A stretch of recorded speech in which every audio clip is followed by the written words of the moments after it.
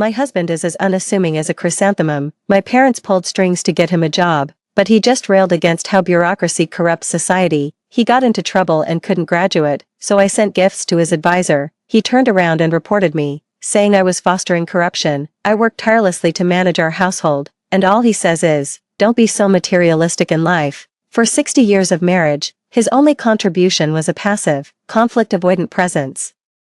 But after I passed away, before the first week of mourning was even over, he couldn't wait to marry his first love, penning the line, "6 decades we lived apart. No letter could convey my longing heart." It pissed me off so much I came back to life. When I opened my eyes again, I was back on the day I got my marriage license at 23. "Hold the wedding. I'm going to grad school." Trying to win me back, he said, "There's nothing between me and Einar. I'm sick of saying it myself." I rolled my eyes and sneered, "What the hell are you even saying, tough guy?" I died of illness at the age of 83. Before my first week memorial had even passed, the husband I'd spent 60 years with made a grand, public spectacle of marrying his first love, Xiaoyin. It was so infuriating it made me laugh. Xiaoyin was nowhere near my league even in her youth, and now she's aged into a downright fright. You must be truly desperate, old man, to sink your teeth into that.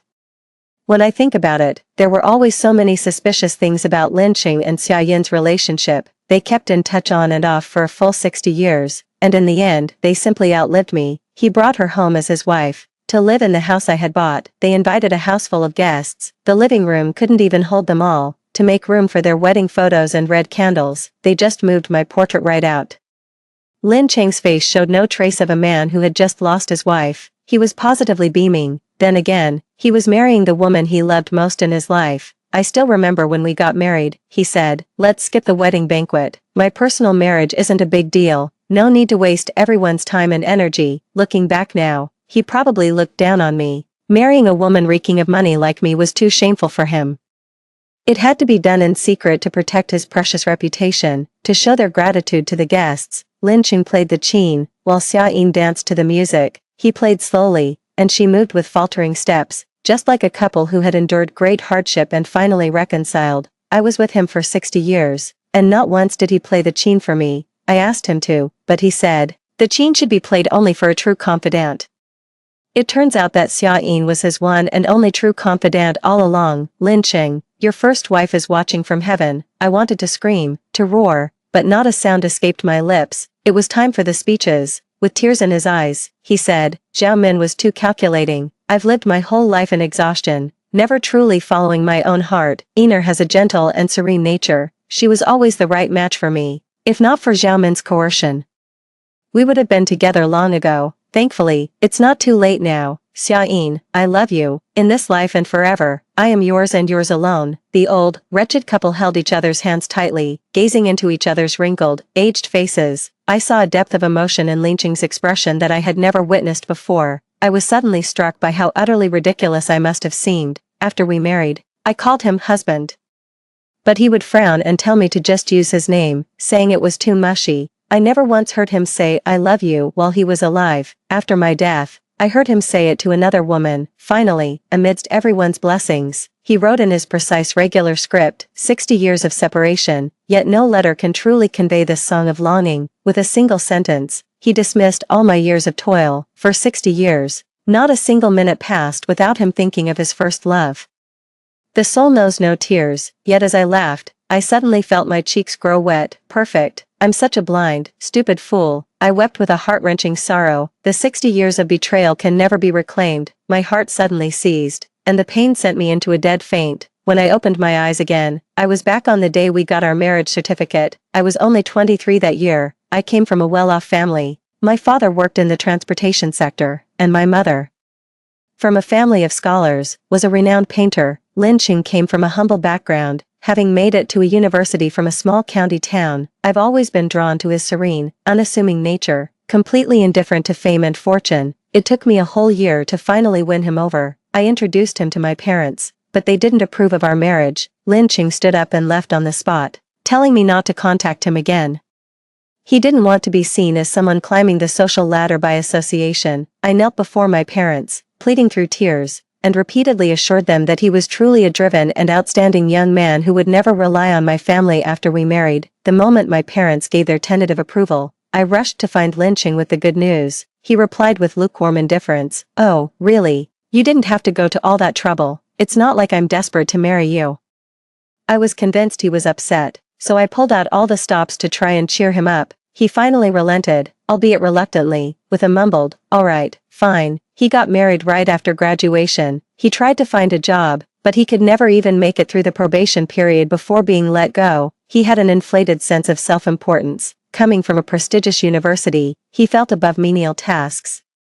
He was also a busybody who couldn't stand to see managers reprimand their subordinates and would often butt in. His resume wasn't particularly impressive in City A. His parents claimed they wouldn't help us at all, but behind the scenes, they quietly pulled strings for him, hoping he'd land a decent job so I could have a better life too. He managed to offend every single one of his parents' friends, in the end, whether it was private companies or state-owned enterprises. None of the decent ones would take him. He simply couldn't find a job in City A. He was still at home complaining, "Those people are so full of themselves. Every last one of them is a parasite on society." I'd never stoop to their level. I'd rather live a simple, unremarkable life than compromise my principles. My heart went out to him. "Why don't you try going back to school? I'll take care of supporting the family." So, living off my support, he went back to school, during his PhD. He nearly didn't graduate because he got into a spat with his advisor over some minor issue. I dropped everything I was doing to apologize to my advisor and even gave him quite a few gifts. He actually went behind my back and secretly reported the advisor for accepting the gifts. It created an incredibly awkward situation that my father eventually had to step in to resolve. He frowned at me, clearly thinking he was in the right and looking disappointed in me. "What you're doing only encourages this kind of unethical behavior," he said. This time, I finally couldn't hold back. "What have you actually contributed to this family since we got married?" He shot to his feet. "All you see is money, money, money. How could I have married a woman like you? Our son is born, and instead of staying home to care for him, you're out all day, God knows doing what. This is just who I am." Lynching. "If you're so vain and power-hungry, go chase it yourself." I later felt some regret. I had gone too far, wounded his pride, and even had to swallow mine and apologize. To make it up to him, when he was up for his professional promotion, I even swallowed my pride and went to beg my uncle for help. You could say, all the smooth sailing in his life was my doing. Without me, he never would have become that renowned professor. Of course he gets to play the aloof, contented scholar. The entire family's expenses were on my shoulders, and I was the one pulling all the shady strings for him behind the scenes. Naturally, he never had to swallow his pride and compromise. Because I swallowed every bit of humiliation for him. But now that I'm dead, he's successful, promoted, wealthy, and rid of his wife, the perfect timing to rekindle things with his first love. "Just sign here." I snapped back to reality. The clerk in front of me handed me a pen, gesturing for me to sign the marriage registration form. I glanced sideways. Lynching, sitting beside me, wore a detached expression, not a trace of marital joy on his face, for the 60 years of our marriage. He remained just like that, never once gracing me with a smile. I gently ran my fingers over my face. The wrinkles from all the hard work I'd done for him were gone. My skin was smooth and delicate again. The youth he had squandered had returned to me. Taking a deep breath, I threw the pen back onto the table. "Let's put the wedding on hold. I'm going back to prepare for my postgraduate entrance exams." For the first time, an emotion flickered across Lin Cheng's usually impassive, stone-cold face. He furrowed his brow. "What's all this about?" With just those 3 simple words, he made me out to be the unreasonable one. Back then, the moment he pulled a long face, I would cave in and try to cheer him up. It happened so often that I started to believe I must be the one at fault, that I was the one who had wronged the ever-serene Professor Lin. Given this rare second chance at life, I'm done playing servant. I couldn't be bothered to argue. I just grabbed my bag and left. To my surprise, Lin Cheng strode after me, clearly agitated. "Wait, Zhao Min, let's get this straight." He grabbed my wrist, and a shudder ran through my entire body. Frankly, that touch of his made me sick to my stomach. "I thought I made myself perfectly clear," I said, wrenching my hand free and wiping it on my pants. He noticed my movement, his pupils contracting slightly. "You're not going to marry me anymore." I fought back the urge to curse, with so many people around. Making a scene would land us in the news. "I told you I'm going to prepare for the graduate entrance exam, you understand, right?" I stared straight at him, his face stiffened. "Oh, right, of course." With a satisfied smile, I turned and walked out of the Civil Affairs Bureau. Bathed in the warm sunlight, I finally allowed myself to believe I was truly alive again. Wasn't my 60-year marriage just a nauseating prison to me? I didn't leave him because I still had feelings for him. He tormented me for 60 years, and I will personally cast him into the abyss. My talk of taking the postgraduate entrance exam wasn't just an excuse. Having lived a past life, I came to deeply understand just how crucial it is for a woman to pursue her education. With my outstanding grades and numerous competition awards, getting a guaranteed postgraduate placement is absolutely no problem. But to marry him, I gave up my guaranteed graduate school placement, found a job early, and worked diligently to support our family. And all I got in return was his talk of us going our separate ways. Such a highbrow insult. You'd need to be well-read just to understand it. There's still over half a year until the postgraduate entrance exams. There's still time. My mother called to check in on me. Weren't you the one who insisted on marrying him? What's going on? Hearing her voice after so long brought a pang of sadness. I was such a foolish, lovesick fool, causing my parents endless worry. Mom, I want to further my education while I'm still young. It'll be useful later on. Thinking back to my past life, when I faced a crucial promotion opportunity, my performance was outstanding, but having only a bachelor's degree meant I had to stop right there. The thought still makes my blood boil. My parents were immensely relieved. They promptly sent me money and urged me to sign up for the postgraduate entrance exam prep course right away, so as not to fall behind schedule. Even if I never worked a day in my life, my family's assets would be enough to support me for a lifetime. But Lin Cheng was in a tough spot. Without my financial support, he could barely afford to eat. We had no contact whatsoever. Given his prideful nature, there was no way he would call me first. I was in such a hurry in my last life. This time around, I'm just letting things be. The more you indulge him, the more he acts up, really starting to think he's something special. He didn't ask, I didn't tell. It was a perfect match from the start. Barely a week had passed before he couldn't hold back anymore. He called me, his voice cold and hard. That's about enough. Playing a little hard to get his cute, but know when to stop. I'm too busy. The grad school entrance exam is my priority, I replied offhandedly. He was silent for a long moment. We could study together. I could even help you. We had both graduated. He couldn't stay in the dorms, and he didn't even have money for food, let alone rent an apartment. I almost laughed, but I seem to recall my GPA was higher than yours, so I don't think that's necessary. He seemed to be holding back. I don't have any money for food. How ironic. He never liked it when I brought up money, because I was always the one who solved our financial problems. Now it's his turn to worry about money. It's fine, money can't be eaten. I threw his own words back at him. You can always eat something that doesn't cost money. My retort finally got to him, and he snapped. So your family's rich. Big deal. Why do you always have to hit a man when he's down? I sighed. You've got 2 hands and 2 feet. Why not just go get a job? That was a pointless thing to say. If he could stand the grind of a real job, he wouldn't be broke in the first place. Don't think I can't manage without you, Zhao Min. He fumed before slamming down the phone. As it turned out, he couldn't manage at all. He ended up at a fast food joint run by a friend, who only hired him as a favor to me, and even then, it was a reluctant offer. One day, my friend came to me with a complaint. Lin Cheng, who was working as a waiter and delivery boy, had mixed up a customer's drink order. The customer complained a bit, and their words weren't exactly pleasant. He then proceeded to pour the entire drink over the person's head. I had my friend send me the video, which I then personally posted online. The video hit over 10 million reposts in just one day, earning the new nickname Fast Food Lunatic. My friend fired Lin Cheng, but I didn't think that was enough. Dock another month's pay, I said. Consider it as compensation to the shop. My friend chuckled. What's this? No longer feeling sorry for your precious boyfriend. That's making him work a whole month for free. If I let him walk away with a single cent, then I'm not Zhao Min. Lin Cheng was kicked out without a penny to his name. With room and board gone, he was left with absolutely nowhere to go. He reached out to me again. Min, I tried getting a regular job, but it just didn't work out. Every single time he messed up at work, he'd call me that greasy nickname. I must have been out of my mind back then. The moment he said it, my heart would soften, and I'd clean up his mess. It's fine, you're famous now. You can do live stream sales. How is that not considered making it in life? Seeing that I wasn't taking the bait and was even mocking him, he gritted his teeth and said, how could I ever be with a woman like you? Whatever, I'm done putting up with his attitude, just as expected.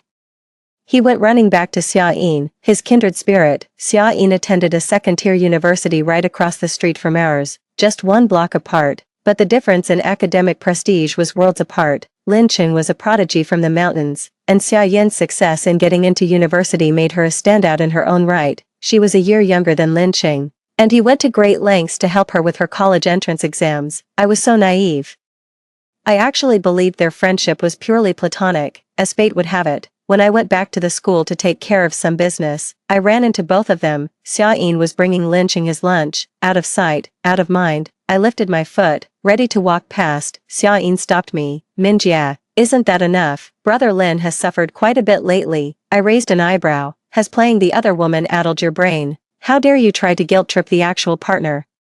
Hearing this, her eyes welled up with tears. How can you say that? Linqing shielded her, stepping forward. If you have a problem, take it up with me. You're just being paranoid. There's nothing between us. I'm sick of having to say it. I didn't even want to curse him out, but he walked right into it. What the hell are you talking about, Mr. Tough Guy? Stop playing the damn saint. If I hadn't seen with my own eyes after death how sweet their twilight romance was.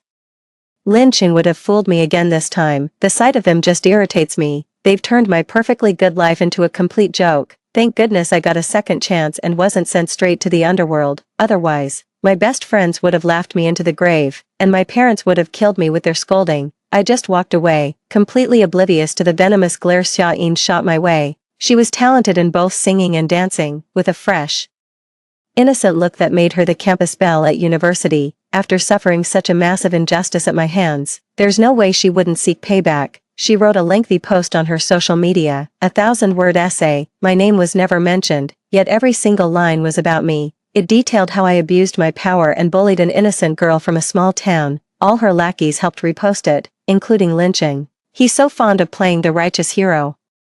Of course he'd help his favorite woman. The incident in Linqing, which is always a hot topic, was posted online again. Netizens commented, "We were wrong about the fast food guy. Turns out he was forced into being a waiter by his materialistic girlfriend. A talented man brought low. That crazy woman is despicable, lashing out at everyone and slandering an innocent, pure-hearted girl." The situation even escalated into an issue of discrimination, with students from top-ranked schools looking down on those from ordinary ones. Word got back to the school and my parents. I was called in for a talk, and my mother rushed over to accompany me. "How did things get to this point?" she asked, pulling me aside after the meeting, her face full of concern. A short, unsubstantiated essay wouldn't get me formally punished by the school, but it could damage my reputation and hinder my plans for graduate school or the civil service exam. Don't worry.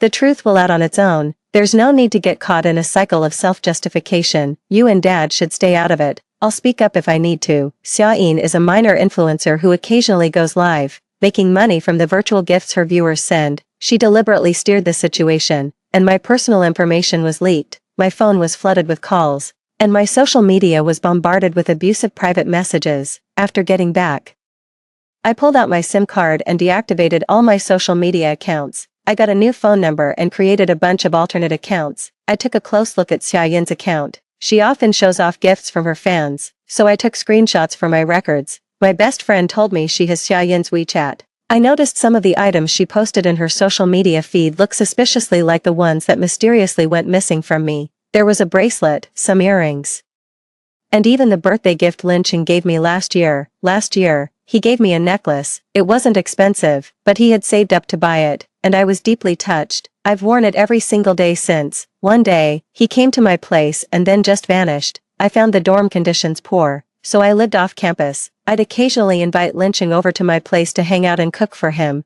but he was always reluctant. "It's improper for an unmarried couple to visit each other's homes," he'd say.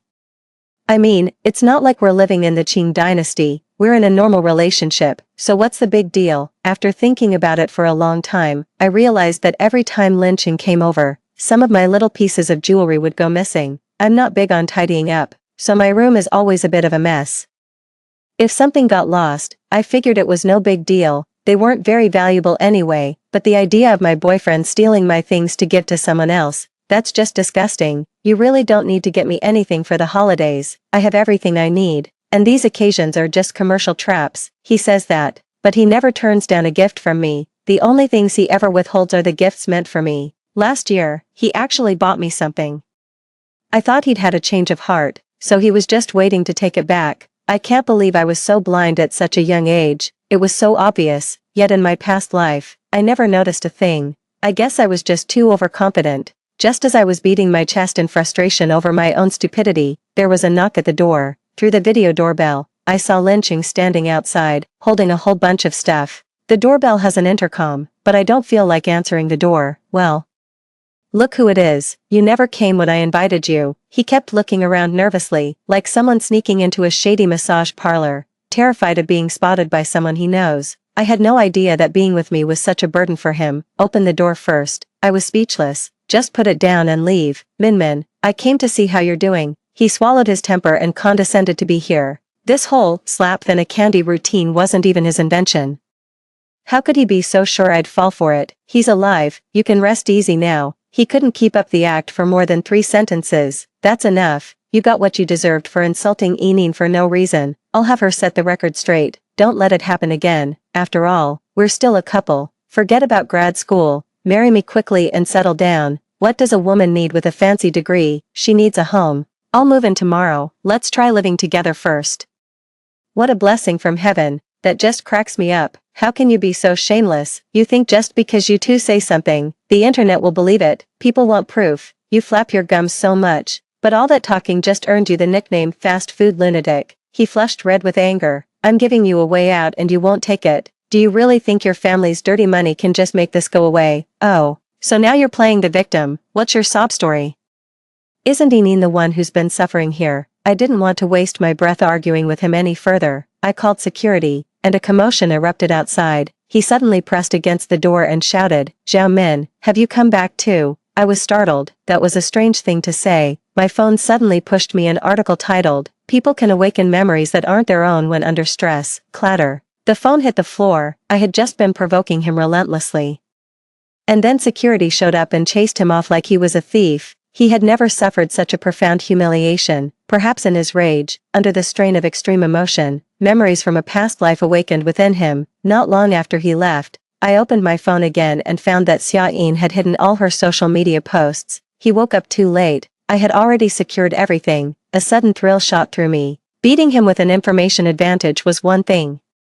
But the thought of him living a whole new life only to be crushed under my heel, now that was truly exhilarating. Under such perfectly fair conditions, what new tricks could my mild-mannered, unassuming husband possibly pull? Time was of the essence. I quickly compiled my spending records for Lynching and the screenshots from Xiaoyin's social media into a single PDF. I always keep my receipts when I buy things, so I have proof for every single item he stole. One coincidence is nothing.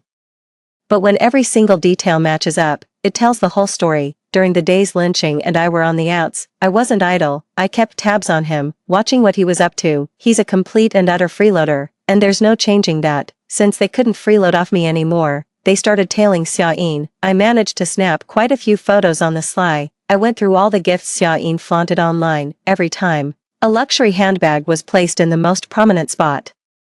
This isn't something an average fan could afford. She's just a minor influencer with a few tens of thousands of followers. And her regular spending isn't light either. Where on earth is she getting the money for all these bags? I sent pictures of all these bags to my best friend. She's got a real eye for this stuff and can spot a fake from a mile away. Holy crap, it's all true, but it feels familiar. Wang Yu seemed to have bought these bags before. I heard he gave them to his girlfriend.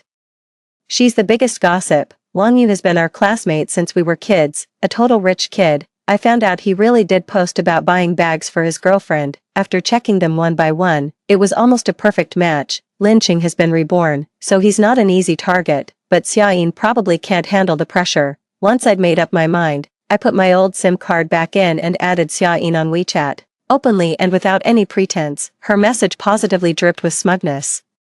Is Sister Minmin here to apologize? It's okay, I forgive you. I smirked. I think it's more likely you'll be the one on your knees, begging for my forgiveness. I sent the PDF over. Take a good look. You were just playing the victim and talking nonsense. I, on the other hand, have proof. Oh, and I bet you didn't know Wang Yu and I were elementary school classmates, did you? Want me to send him the details about you and Lynching?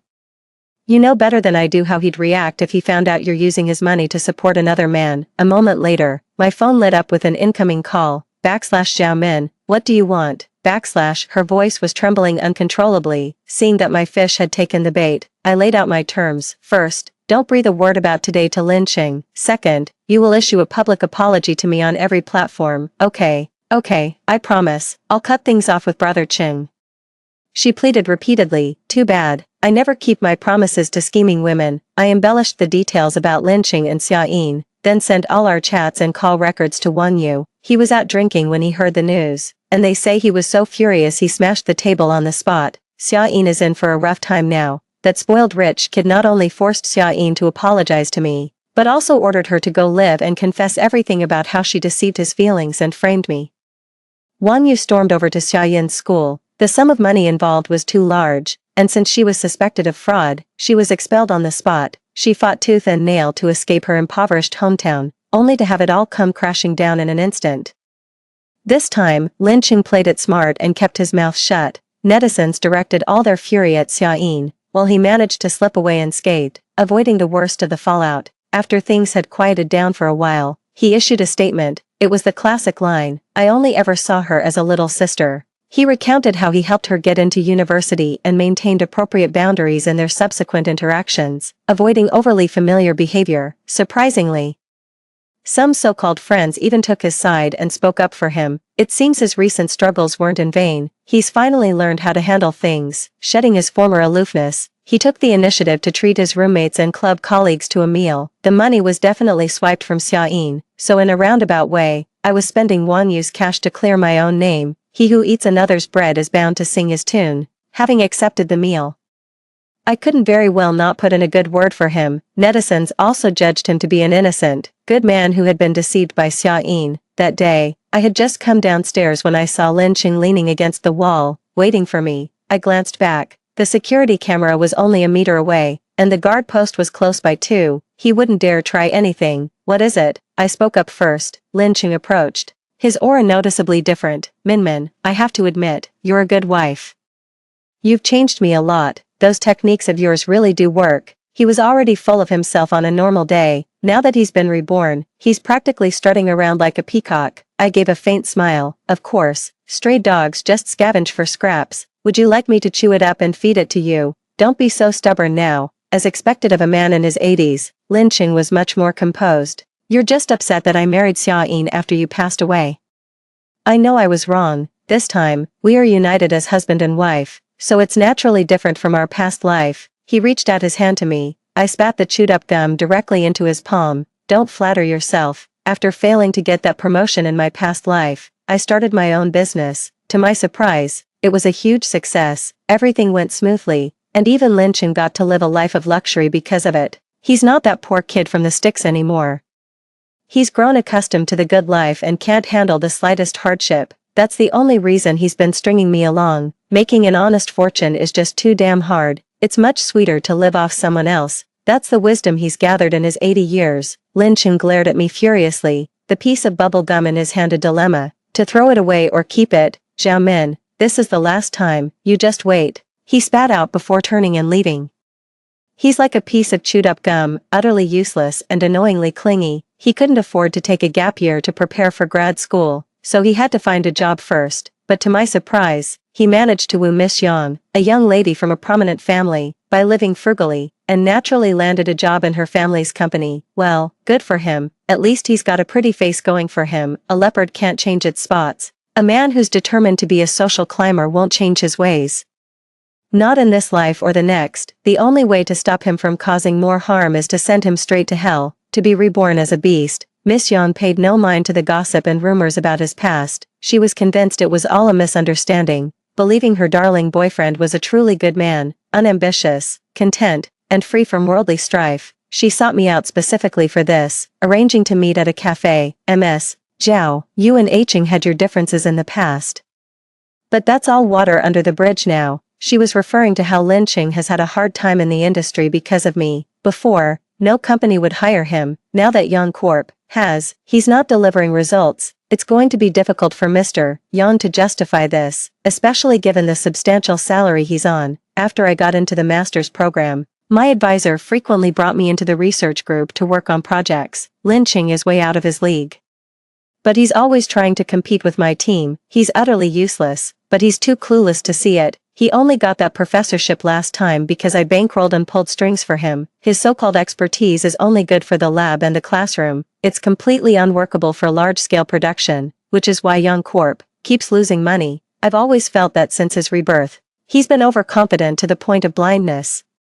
And he might not even have the same drive he used to, there's just no helping it, even with the Young family backing him. He can't seem to close a single deal. I set down my coffee, the rich bitterness spreading in my mouth. You're overthinking it. I just didn't give him special treatment like I used to, because now I have you. Of course, my parents feel for me. After learning what a despicable scoundrel lynching was, they went out of their way to make trouble for him. I didn't stop them. It would have been a shame to waste their good intentions. Anyway, we're getting married. Let's just let bygones be bygones. I apologize on his behalf for all the wrong he's done. Miss Young stood up and bowed. I also rose to my feet, stepping aside to avoid accepting her gesture. Lynching has learned a thing or two. He's finally figured out how to butter people up. I looked at the ring on her finger. She smiled sheepishly. Yes, he's very good to me. If he's so good to you, why would he give you a fake? I asked, raising an eyebrow. My mother has a collection of items, including quite a few pieces of jewelry. Having learned from her, my ability to appraise jewelry is better than most. I can guarantee you this is a fake. But he did put thought into it. This is a high-quality replica that most people wouldn't be able to spot. Miss Young covered her fingers awkwardly. He must have been taken for a ride. I'll have a word with him when I get back. He's a grown man. If he can't even apologize for himself, I can't imagine there's much hope in a future with him. It was advice from someone who's been there, but sadly, she didn't take it. The next time I heard news about them, the whole city of A knew about it. Miss Young got pregnant out of wedlock, sending Mr. Young into a rage. He disapproved of his daughter's marriage to that penniless young man, but lynching had the audacity to knock her up. Using the child as leverage to force his hand, I sighed repeatedly. At least he used to be a hypocrite. Now, with that mask off, he's worse than a beast. He pulled up in his luxury car outside my apartment building once again. Zhao Min, when will you learn not to look down on a young man in his humble beginnings? I scoffed, looking at him like a dog in its death throes. And said quietly, you know what? I thought you still had a conscience. I was giving you too much credit. Your words can't provoke me anymore. I'm not some green kid. Learning from you was the right move. Using any means to achieve my ends. It feels damn good. His eyes were filled with a greedy light. I shook my head. Learn from me. He was rotten to the core from the start. It was his own desires that lit the fuse, unleashing all that wickedness. What does that have to do with me? For every demonic trick, there is a divine counter. He laughed. Zhao Min, I'll be waiting for the day you get down on your knees and beg me. I watched his retreating figure. How could I possibly stand by and watch him devour the entire Young family fortune? Little did he know, I had already accounted for everything he stole. I was just biding my time before taking action. After being disciplined, Xia Yin became much more compliant and even volunteered to testify. But lynching is as tenacious as a cockroach, and Miss Yang will protect him for the sake of the child she's carrying. We met again at the same coffee shop. This time, I was the one who asked her out. She's a simple soul, harboring no ill will toward me, her predecessor. It's clear she's a poor girl genuinely in love with that scoundrel. When's the wedding date? She smiled shyly. The 15th of next month. I nodded and handed her the phone. Her face instantly drained of color. Miss Zhao. I can return all the money to you. I beg you. I tapped my fingers on the table. I don't need the money. What I can't stand is seeing a scumbag like him get away with it. What do you gain by marrying him and having this child? A father with a criminal record will rob your child of every future opportunity. The more I spoke, the paler she became, looking as if she might collapse at any moment. You take care of yourself, too. This isn't about you or the baby. A person like him can't stay. I'm doing this for you. Just as she was about to plead with me again, I handed her a manila envelope. I didn't want to upset you further, but we have to clear the air today. She went through the documents again and again, then slammed them down on the table and broke down sobbing. How could he do this to me? I loved him so much. Lynching had tasted the good life, and his appetite had grown. These were the dual contracts he signed with the Young Corporation, siphoning off hundreds of millions in funds. If I hadn't discovered through my covert investigation that the Young Corporation's books were cooked, it would have been Miss Yang's father who took the fall. Once her father was locked up, her entire life would have been at Lin Cheng's mercy. After all this, you still want to take his side. I gently shattered the last line of defense in her heart. Even though she was blinded by love, she couldn't just throw all principles out the window. In my past life, she took my miserable fate for her own, yet I feel no relief or joy. By earnestly advising her now and pulling her out of the mire, I am also saving the person I was back then. I reported him to the police for theft. with both witnesses and material evidence at hand. It took several summons before he finally deigned to show up. He carried himself with a careless air, clearly banking on the Yang family to back him up. "Zhao Min, don't waste your effort, my time is valuable." His entire outfit had been upgraded by more than a few notches. He bought Miss Yang counterfeit goods, yet she gave him her unwavering devotion. "I can't believe it, we were in a relationship, and you're being this stingy over such a trivial matter." That holier-than-thou attitude of his, acting like money is beneath him, came right back. "I'm willing to give you all the money back, consider it a blessing for the child about to be born." I have to say, since he entered the real world, he hasn't learned anything of substance, but he's mastered the art of being a two-faced hypocrite to a T. This entire conversation is being recorded. I'd advise you to choose your words carefully. "You think you still have money, still such a dreamer." I clapped my hands. Lin Chung took several steps back, his face a mask of shock and disbelief. "What did you say?" He had become much sharper, but it was too little, too late. Miss Yang strode into the room, a mere child, trying to take the Yang family from me. "I could skin you alive and drink your blood." She walked up to him and slapped him across the face, again and again. He was completely stunned, clutching his heavily swollen cheek. He asked in disbelief, "What's wrong with you? We've seen through your scheme." I tossed the documents in front of him. Although Lin Chung was a fool, he possessed a certain cunning, low-cunning cleverness. As the saying goes, a wily hare has 3 burrows. He had long prepared an escape route abroad, ready to abscond with the money, leave the mess for the Yan family, and thus evade justice. Rushing to arrest him would only tip him off. It's better to use the theft as bait to lure him out, leaving him no chance to escape. Seeing the game was up, Lin Chung slumped to his knees on the floor. "You set me up. Well played. If you knew it would come to this, you shouldn't have started it in the first place," I said, looking down at him. He let out a maniacal laugh, sprang to his feet, and pulled out a small knife, lunging at me. "If I'm going down, you're coming with me." A police officer, quick as a flash, kicked him and sent him flying. His knife flew from his hand, grazing my cheek. It didn't hurt, but a bead of blood welled up and trickled down to my neck. This was barely a scratch on me, but for him, it was just another crime added to the list. Through the maneuvering of my parents and the Yang family, he was ultimately sentenced to life in prison, condemned to grow old and die behind bars. It's better to be as mild as a chrysanthemum and speak against one's heart than to be malicious at heart. He never expected that his own cleverness would be his undoing, leaving him worse off than in his previous life. Miss Yang suffered a major setback in love and said she fears she may never have the courage to marry again. She loves children and can't bear to part with this one, no matter who the father is. "This child is still yours. That's something no one can change. If you want to keep it, then keep it." Later, she took my advice and had the baby. The child grew up healthy and strong. After my advisor's repeated persuasion, I decided to pursue a Ph.D. During my studies, I started a business, drawing on my past life experience and the solid knowledge I had accumulated. The company was already on a solid track by the time I graduated. It suddenly dawned on me that I could have had it all along. On my way home from work that day, I came across a shabbily dressed old Taoist priest on the street. I popped into a convenience store and bought him some food. He took it and began devouring it ravenously. He suddenly looked up at me, his dim old eyes flashing with a sharp light. "You are one who has returned from the underworld, unwilling to accept your fate." I neither confirmed nor denied it. He smacked his lips and continued, "And you brought someone back with you. Ha ha ha, how fascinating. An eye for an eye, a tooth for a tooth, settle all grudges, repay all debts. No one can escape, even in death. You can be dragged back to suffer. Such is the cycle of the world." The words had barely left his lips before he vanished. I wasn't afraid, just filled with a sense of wonder. Since then, I've always tried to do good. It's the only way to make this second chance worthwhile, to leave something meaningful behind. I believe in settling scores, but there are things in life far more important than vengeance. Story 2. On the day of registration at Jing University, Zhao Liang dragged me along to the campus, pulled out his admission letter, and handed it to me. "You've been ignoring me all summer. I'm giving you a way out this time. Help your big brother get through the enrollment procedures." I couldn't help but laugh. "Zhao Liang, what kind of pipe dream are you having? Jingzhou Vocational College, and you have the nerve to compare it to Jing University." Hearing this, Zhao Liang froze. Under a barrage of mocking stares, he tore open the dust-covered admission letter and completely broke down on the spot. "Why didn't you change it back for me?"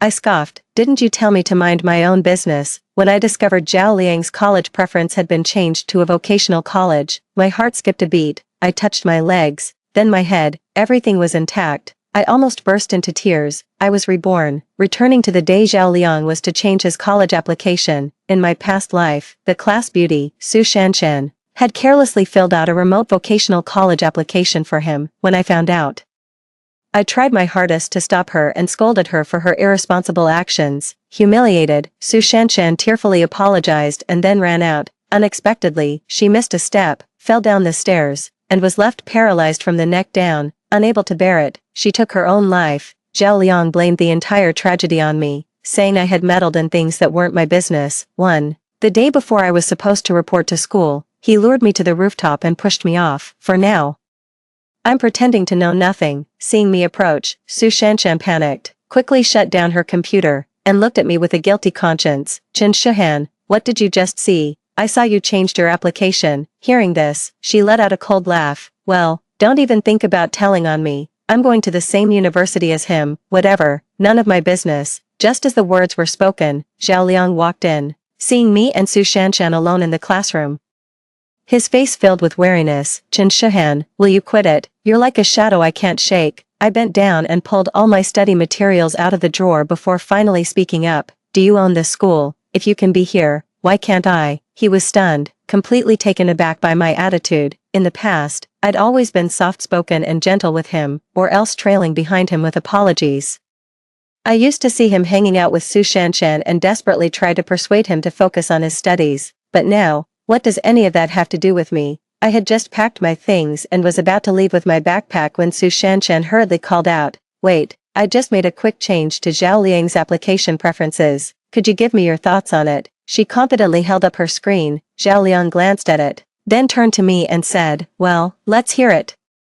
You were full of opinions before, weren't you? I shrugged. I'm not really interested in this stuff. He grabbed me by the arm. What's that supposed to mean? You said you were going to apply to Peking University with me. Don't you have anything to say for yourself? Respect people's choices. Suit yourself. I shook him off and walked away without a backward glance. Zhao Liang was fuming behind me. I heard him kick the table hard, but I just ignored him.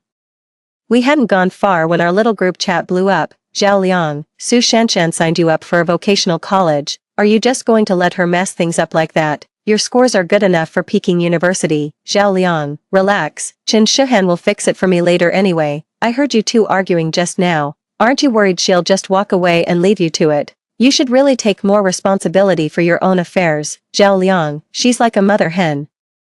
There's no way she'd ever actually abandon me. Zhao Liang, we might fight, but I'll just sweet-talk her and she'll come back. I scoffed. Handle your own business. I'm not your mother. Zhao Liang was furious, and the next second, I was removed from the group chat. This was his usual tactic. Whenever we argued, he would kick me out of the group. I'd always have to swallow my pride and apologize before he'd add me back. This time, I wasn't having any of it. I blocked him outright.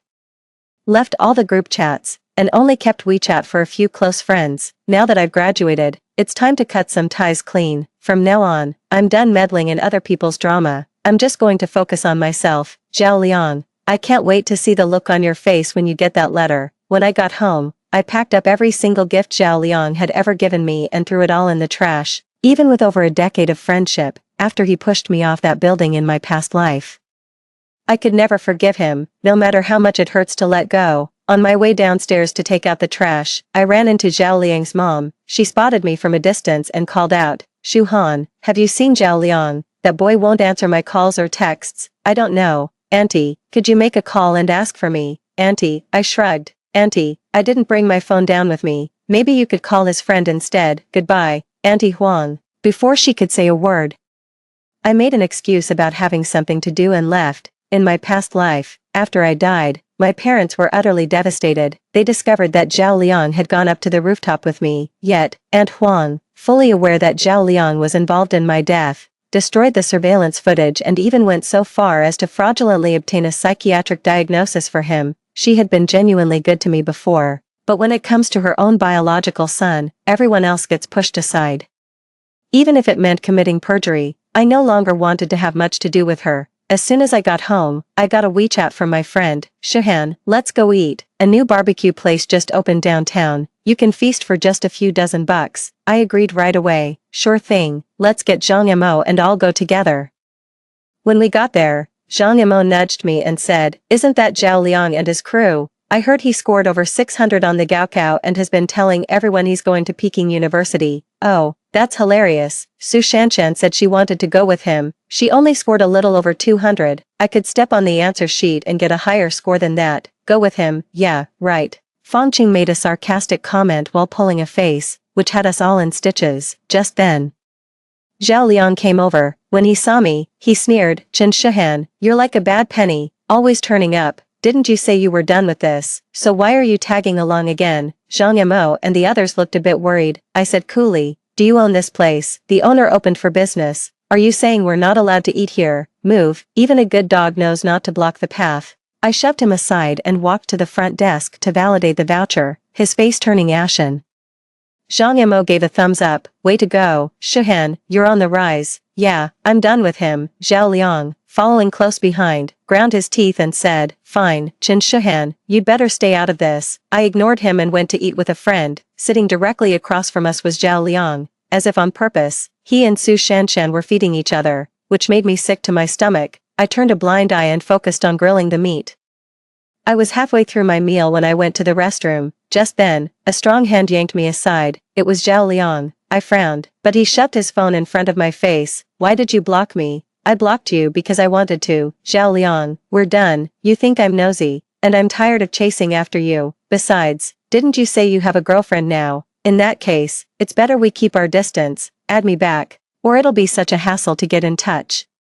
We can go to Jing University together. He tried to snatch my phone right after saying that, but I yanked it back. Zhao Liang, get this straight. We're done after graduation. Who I'm friends with is my own business. Zhao Liang's jaw dropped. Just as he was about to speak, I cut him off. And another thing, show some respect when we see each other. I'm nothing to you, so at least have some basic manners. I shot him a glare and walked straight past.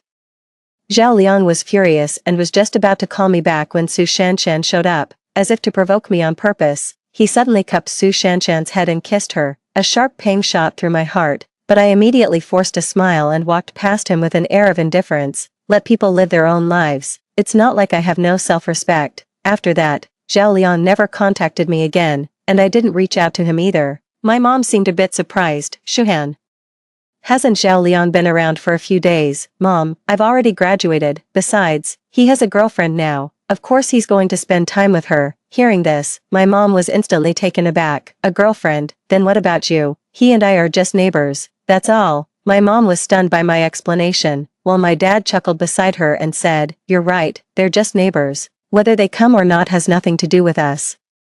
Now that our daughter's college entrance exams are over, let's go on a trip. Hearing this, I was instantly thrilled, too. Dad, I want to go to Disneyland. No problem, I'll take some annual leave, and we can go on a little trip together. It'll be a nice break. My mom happily agreed, and the whole family got swept up in the excitement of planning the trip, completely missing the vibration of a WeChat notification.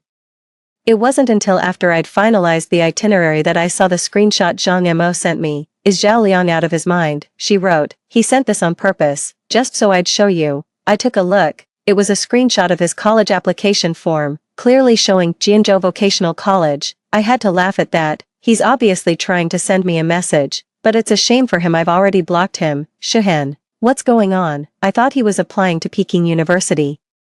Su Shanshan signed him up for it. Is he out of his mind? Zhang Mo was utterly shocked. He's gambling with his own future. Fine, let them face their own fate. Zhang Mo thought he was out of his mind and promptly blocked him too. I just laughed it off. The next day, my whole family packed up and went on a trip. I posted a bunch of photos on my social media feed. We went to Disney and even had a buffet, just as I thought. This magical city has its own currency.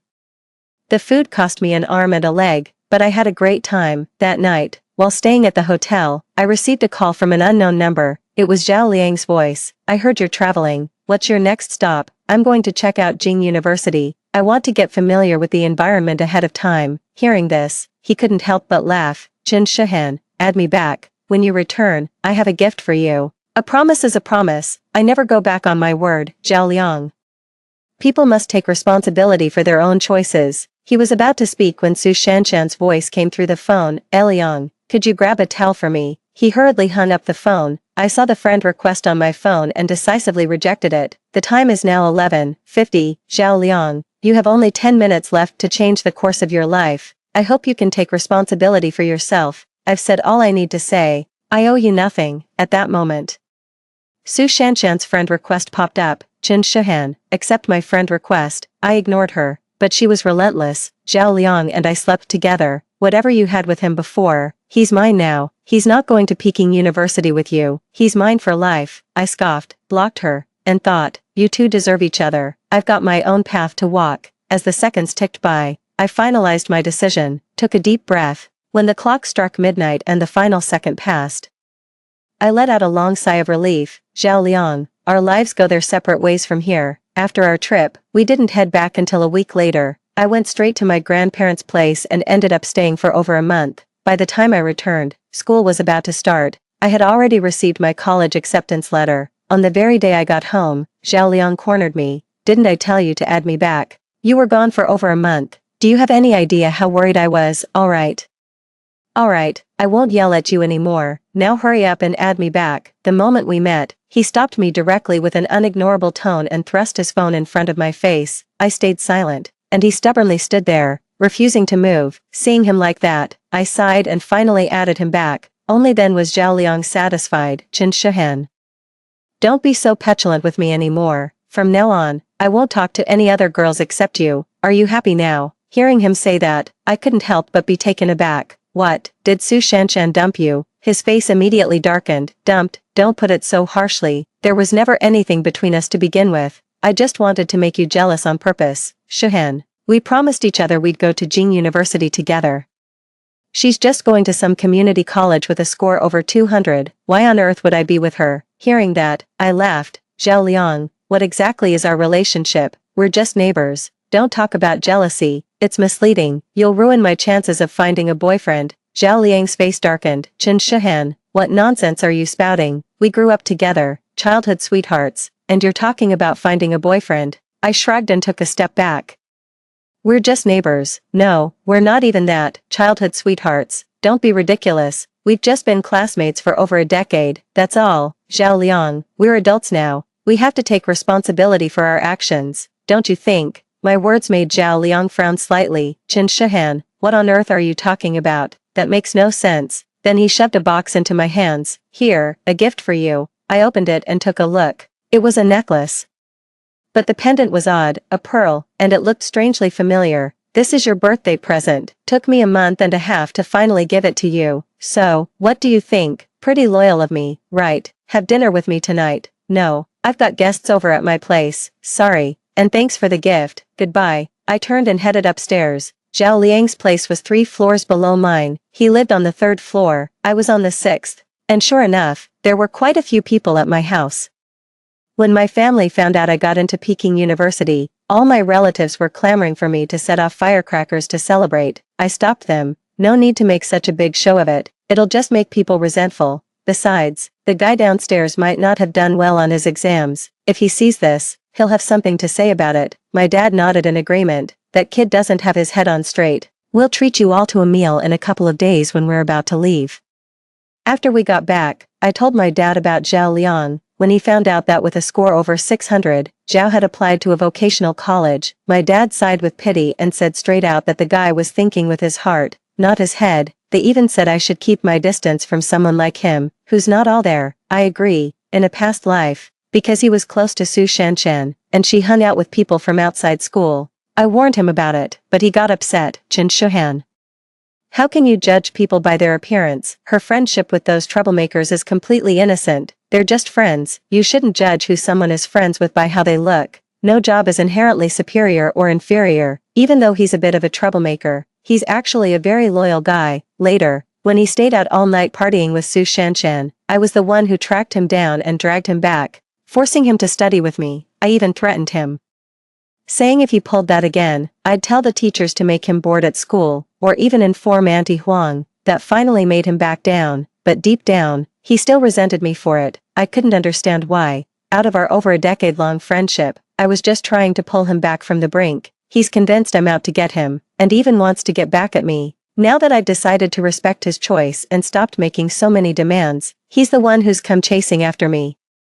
I don't know how far things went between him and Su Shanshan in our past life, but he must have been completely fixated on her. Otherwise, he wouldn't have gone so far as to have me killed for her sake. This time, I'm stepping aside to let them grow closer. I suppose he won't hold it against me now. 3. Since he gets to be at the same school as his beloved Shanshan, I won't be the one to stand in the way of young love. School was starting in just a few days.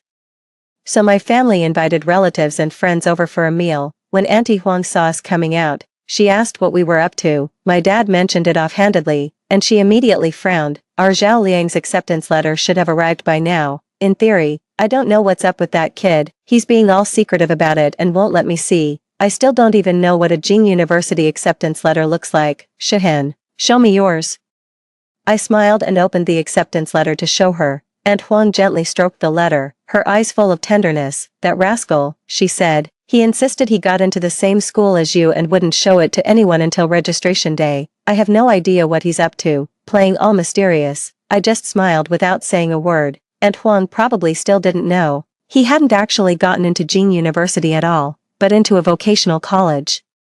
She's going to have a fit when she finds out. As we walked, Aunt Huang muttered to herself, you know, the cover of that acceptance letter looked different to me. We didn't say anything more. The three of us, my family, just exchanged a look and walked away. After the farewell dinner, it was time to report to campus. My dad bought me a plane ticket, so I arrived early. On the way, I got a WeChat from Zhao Liang. Chen Shahan, why did you leave without me? Still giving me the cold shoulder, huh? Didn't I already tell you? You're so petty. I even gave you a gift, and you couldn't even treat me to a meal. Just wait until I get to Jingdai University. You'll see how I deal with you. Reading his message, I couldn't help but laugh. He really thinks I'm hung up on him. I was wondering why the birthday gift he gave me looked so familiar. He probably bought the chain. But the pearl on the pendant is unmistakably the same decoration from Aunt Huang's dress. He didn't even bother pretending anymore. Just threw together whatever he had and gave it to me. The original necklace pendant was a piece of jade, which I saw in Su Shanshan's short video. I didn't accept her WeChat friend request, but Su Shanshan has her own account where she posts short videos documenting her everyday with Zhao Liang. On the very day I received my birthday gift, I saw that Su Shanshan had posted a new video. She was wearing a necklace around her neck. The chain itself was an ordinary silver one, but the pendant was exceptionally dazzling. It was clearly a teardrop-shaped pendant carved from high-quality jade. Her caption read, "Whatever I want, he can get it for me. As for you, you're only fit to use the trash I've discarded." I shook my head. Before I left, I asked my dad to return that box to Zhao Liang. I doubt he's received it yet. Zhao Liang kept bombarding me with messages, and I was completely fed up. I just told him, I'm flying there. Zhao Liang replied almost instantly, go scope things out first. When I get there, you're buying me dinner. How can he act so entitled? Does he not realize he's not even a student at Jing University? I didn't reply to him. After arriving at Jing University, I sent a message to my parents to let them know I was safe. I've always been pretty independent, and I'd already gotten a feel for the university during the preterm program, so I didn't have them see me off. By the time Zhao Liang showed up, it was already the third day. Chen Shahan, where have you run off to? I'm at the student registration desk. Get over here now. He was rushing me to come over. As it happened, I had just signed up for a club, so I turned right around and headed for the registration office. A scornful laugh escaped me the moment I saw Zhao Liang.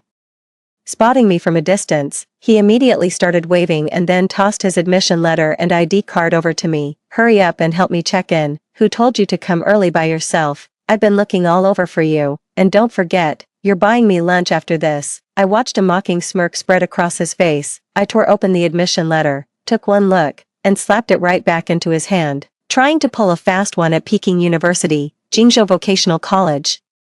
How do you have the nerve to show up here for registration? Zhao Liang's usual smirk froze on his face. What are you talking about? He snapped. Even so, he glanced down. The moment he saw the words on the admission letter, his hands began to tremble. I tilted my head, watching him. Zhao Liang, didn't you know which school you applied to yourself? He suddenly looked up at me, his face full of shock, his voice trembling. Chen Shahan, this is not funny at all. Who's joking with you?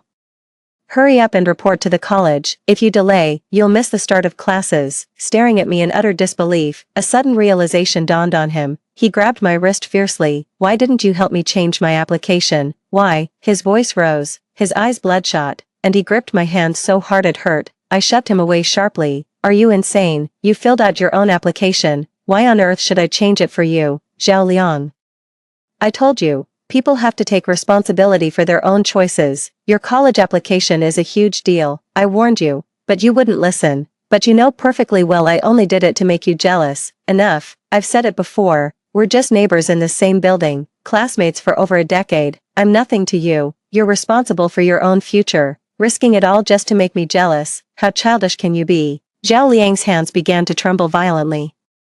Clutching his head, he let out a heart-wrenching scream, then dropped to his knees and started pounding the ground. Seeing him in this state, I immediately called Aunt Huang. I was genuinely afraid something terrible might happen to him. It would be a disaster if he died right here at school. This was supposed to be a joyous day. New students were arriving, full of hope and excitement for the future. We couldn't let Zhao Liang ruin it for everyone. A crowd had gathered around us. When they heard what I said, everyone was stunned. My God, is this guy out of his mind? He's gambling with his own future. Who lets someone else fill out their college applications and then expects them to fix it? What a man-child. It's too late for regrets now. Man, what score even got you into Jingzhou Vocational College? Zhao Liang immediately slumped to the floor, speechless. He stared at me for a long moment. Chen Shihan, are you getting back at me? I spread my hands.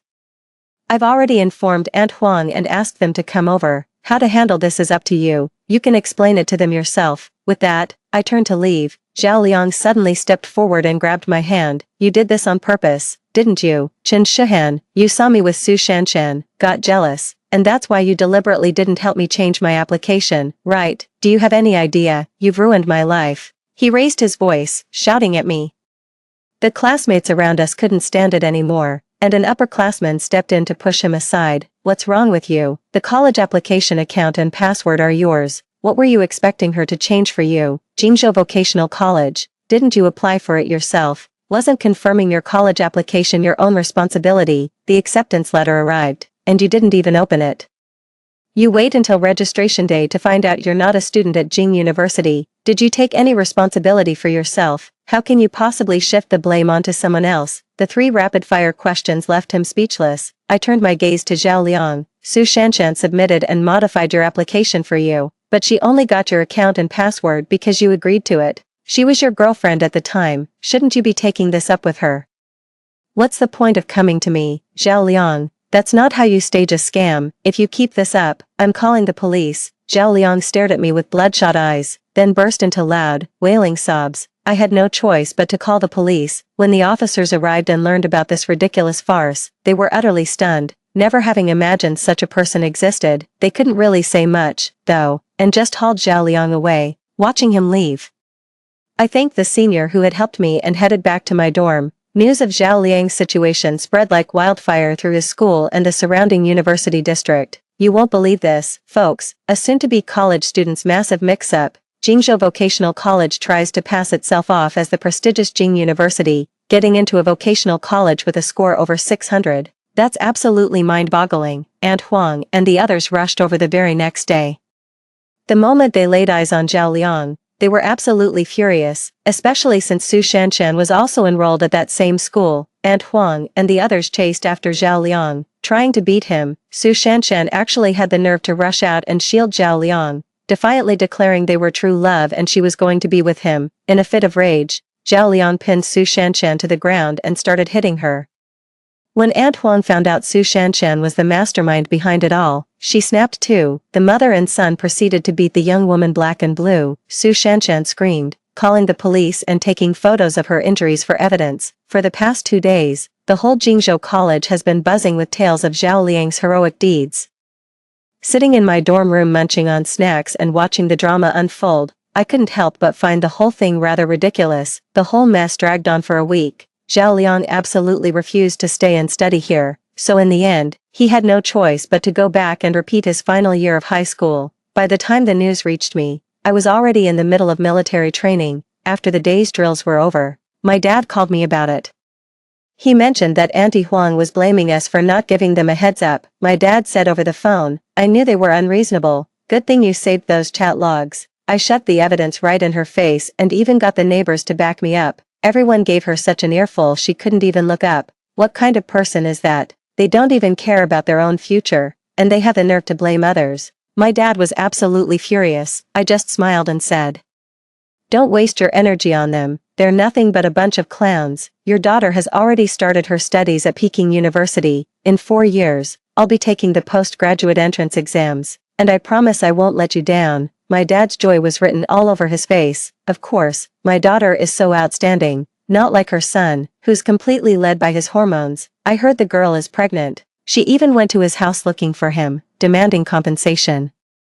The girl's parents have been making a huge scene at their place, throwing a fit. For the past couple of days, they'd been blocking the stairwell entrance we all use. It's so inconvenient. What a nightmare. To have neighbors like this. I was utterly shocked to hear that. I never imagined they'd go that far. I only knew they'd gotten a room together. What I didn't know was that they didn't even use protection. Su Shanshan got pregnant in her freshman year, and even after getting beaten up, the baby held on. That kid's a fighter. I couldn't help but feel a grudging respect. But none of this had anything to do with me anymore. How their family handled it was their business. After military training ended, I went home for the National Day holiday. That's when I noticed a big red double happiness character pasted on the door of the third-floor apartment. My mom told me Zhao Liang had been forced to marry Su Shanshan.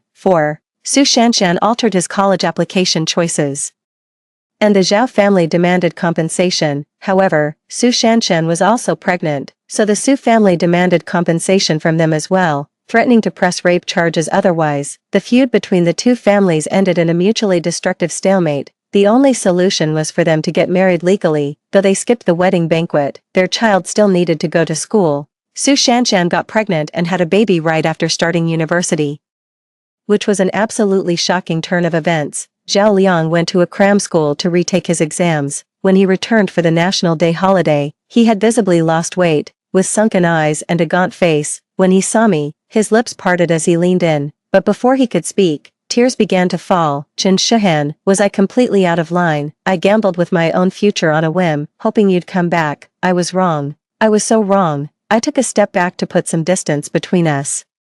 "Zhao Liang, recognizing your mistake is the first step to fixing it. I believe you can do it." But at the same time, I knew that repeating a year of school wasn't a guaranteed success for everyone. Take Zhao Liang, for instance. He might have managed on his own, but now there was also Su Shanshan to consider. One is back in our hometown, the other is far away in another city, and on top of that, Su Shanshan is pregnant and needs constant care. Zhao Liang looked at me, his eyes filled with remorse. "Chen Shihan, I regret it. I'm sorry. It must have hurt you so much back then." Hearing that, my whole body shuddered instantly. "Zhao Liang, there's no such thing as a pill for regret in this world. I've told you before, everyone must face the consequences of their own actions." Guilt was written all over his face. "I knew you were still angry, that you never forgave me. Ever since I got together with Su Shanshan, you haven't said a single word to me.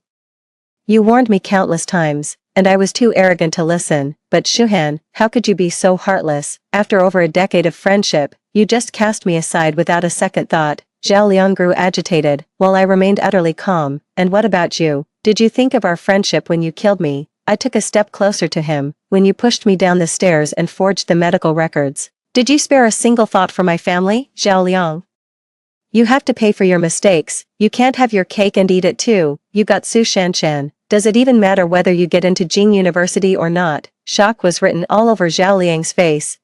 So you knew all along. You came back too, and you deliberately didn't warn me." "Chen Shihan, you're so cruel. Do you think you're more ruthless than me? Do you have any idea what it feels like to fall from the 13th floor?" Every bone in my body shattered.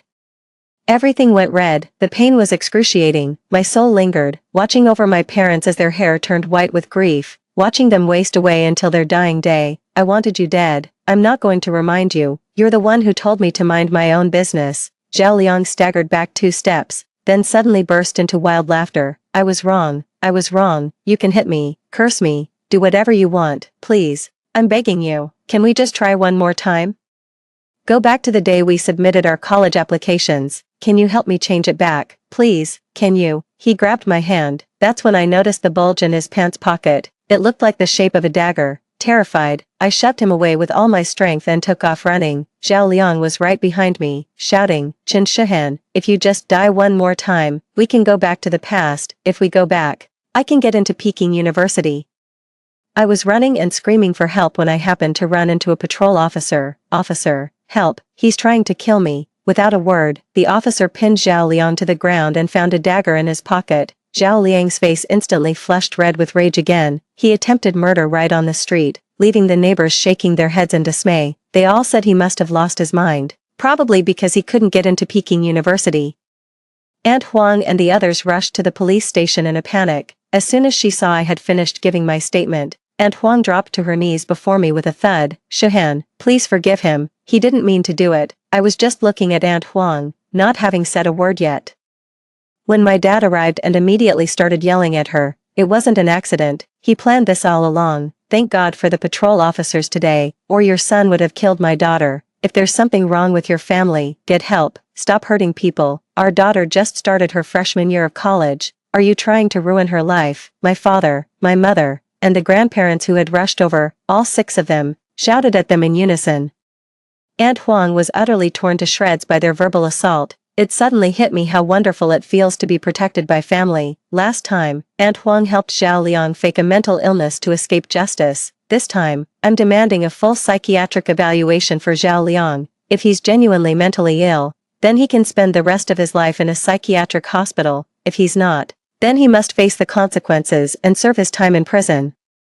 Aunt Huang never expected me to be this ruthless. "Shuhan, you two were childhood sweethearts." I cut her off. "Aunt Huang, that's not the right way to use childhood sweethearts. We were just classmates growing up, and neighbors, that's all. I can't control what he does, but don't forget, Zhao Liang has a wife. Is it fair to Su Shanshan for you to say this to me? Is it fair to the Su family? Is it fair to the child she's carrying?" My barrage of questions left her speechless. Meanwhile, the police quickly confirmed that Zhao Liang had undergone a psychiatric evaluation. Sure enough, he was declared insane. He kept ranting about being reborn, claiming that killing me would let him start over. In the end, it was confirmed he had a mental illness. While this spared him from prison, I strongly insisted he be sent to a psychiatric hospital for treatment. Aunt Huang and the others had no choice but to comply.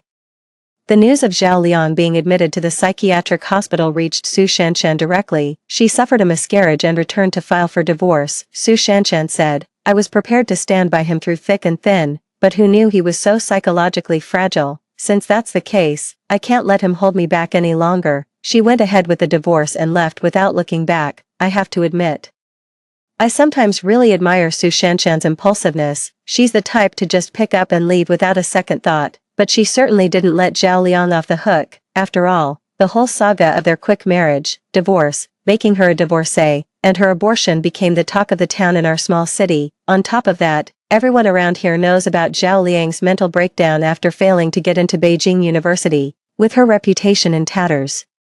Su Shanshan couldn't stay here anymore and had no choice but to leave town, yet, she blames the entire mess on Zhao Liang. Her gang of troublemaker friends regularly harass Auntie Huang and her family, either demanding money or sabotaging their jobs. 10. Aunt Huang and the others were utterly fed up. In the end, they sold their house and compensated Su Shanshan with a sum of money, which finally settled the matter. But Zhao Liang's life was pretty much ruined. For years later, I got into graduate school on recommendation, and Zhao Liang was released. I saw him near Jingda University. My dad had said he'd gone missing right after getting out, but I hadn't paid it much mind. Still, seeing his figure, I felt a twinge of wariness. But Zhao Liang didn't come looking for me. He just wandered around the Jingda campus, had a meal, and then left. A wave of relief washed over me. 2 days later, I received a text from an unknown number. "I'm sorry, I knew it was Zhao Liang."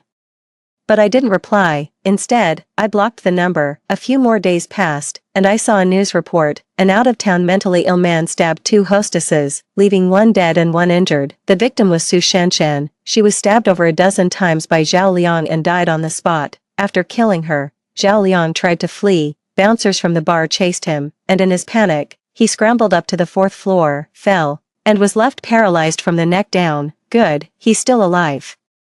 Aunt Huang and the others took Zhao Liang back home. He wept bitterly, but his personality had completely changed, and he would lash out at people over the slightest thing. The neighbors couldn't stand the noise he made and filed a joint complaint. On top of that, their current apartment was too small, and with Zhao Liang living, eating, and relieving himself entirely at home, the smell became unbearable. Aunt Huang and her family had no choice but to move again.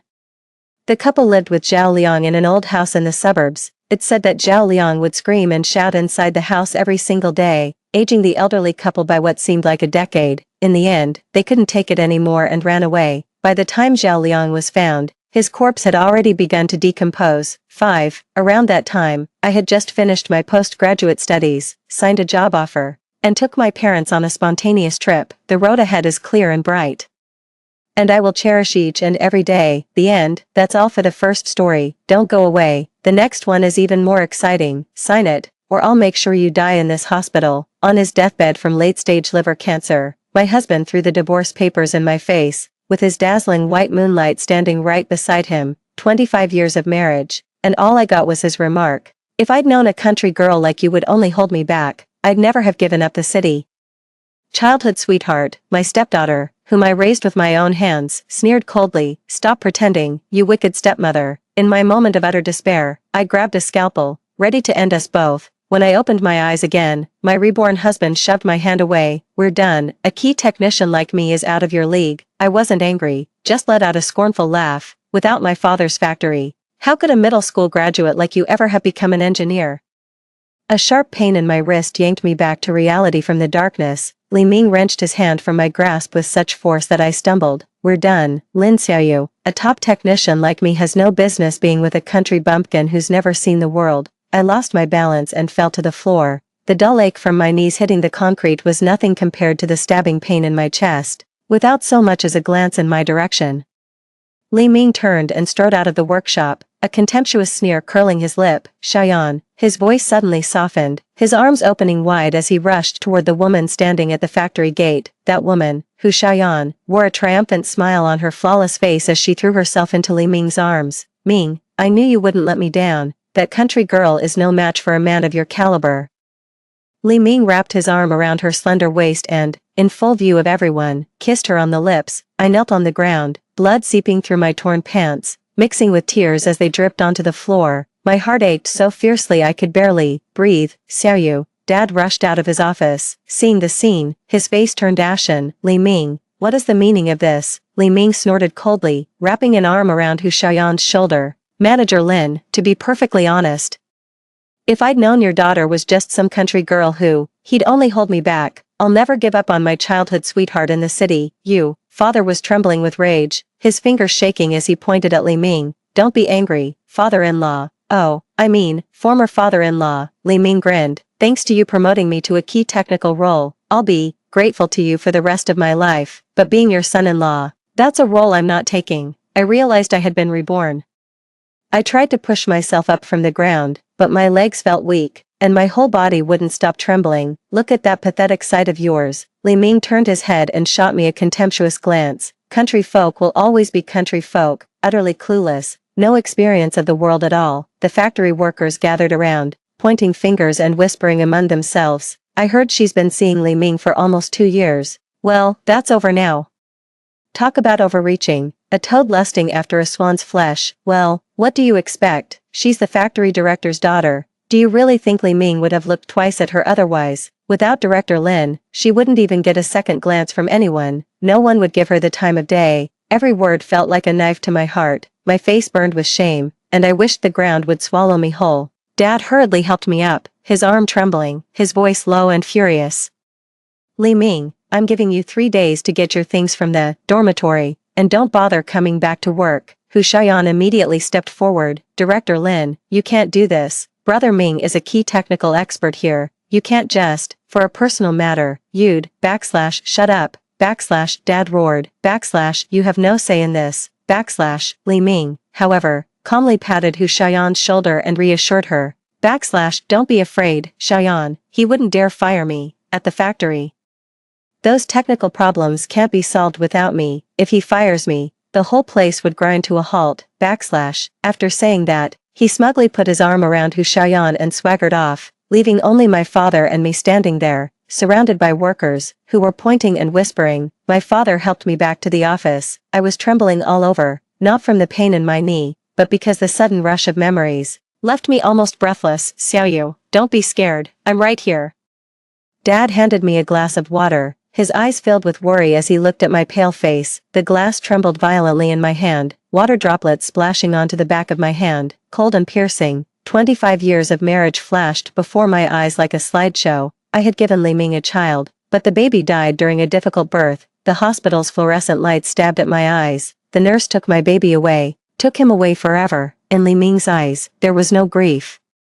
Only regret and a hint of relief that I didn't understand at the time. 3 months later, he brought home an infant, claiming it was a distant relative's child who had lost both parents, and asked me to help raise it. That child was Li Yu. With tears in my eyes, I raised her through thick and thin, pouring all my maternal love into her. Day and night, I cared for Li Ming's mother, tending to all her needs, until the moment she closed her eyes.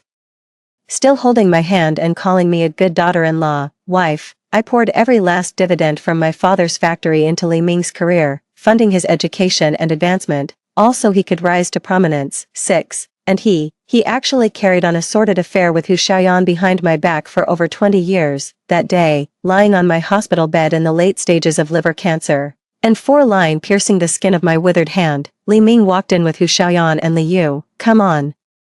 Sign it, or I'll let you die in this hospital. He threw the divorce papers in my face, the cold paper cutting my chapped lips. Mom, no, Auntie, stop pretending, you wicked stepmother. Li Yu sneered as she pulled out my oxygen tube. I struggled to breathe, but all I could hear was Hu Xiaoyan's voice. Xiaoyu, don't blame Yaya. After all, she's my own flesh and blood, and you share no blood relation with her. In that moment, I was utterly consumed by despair.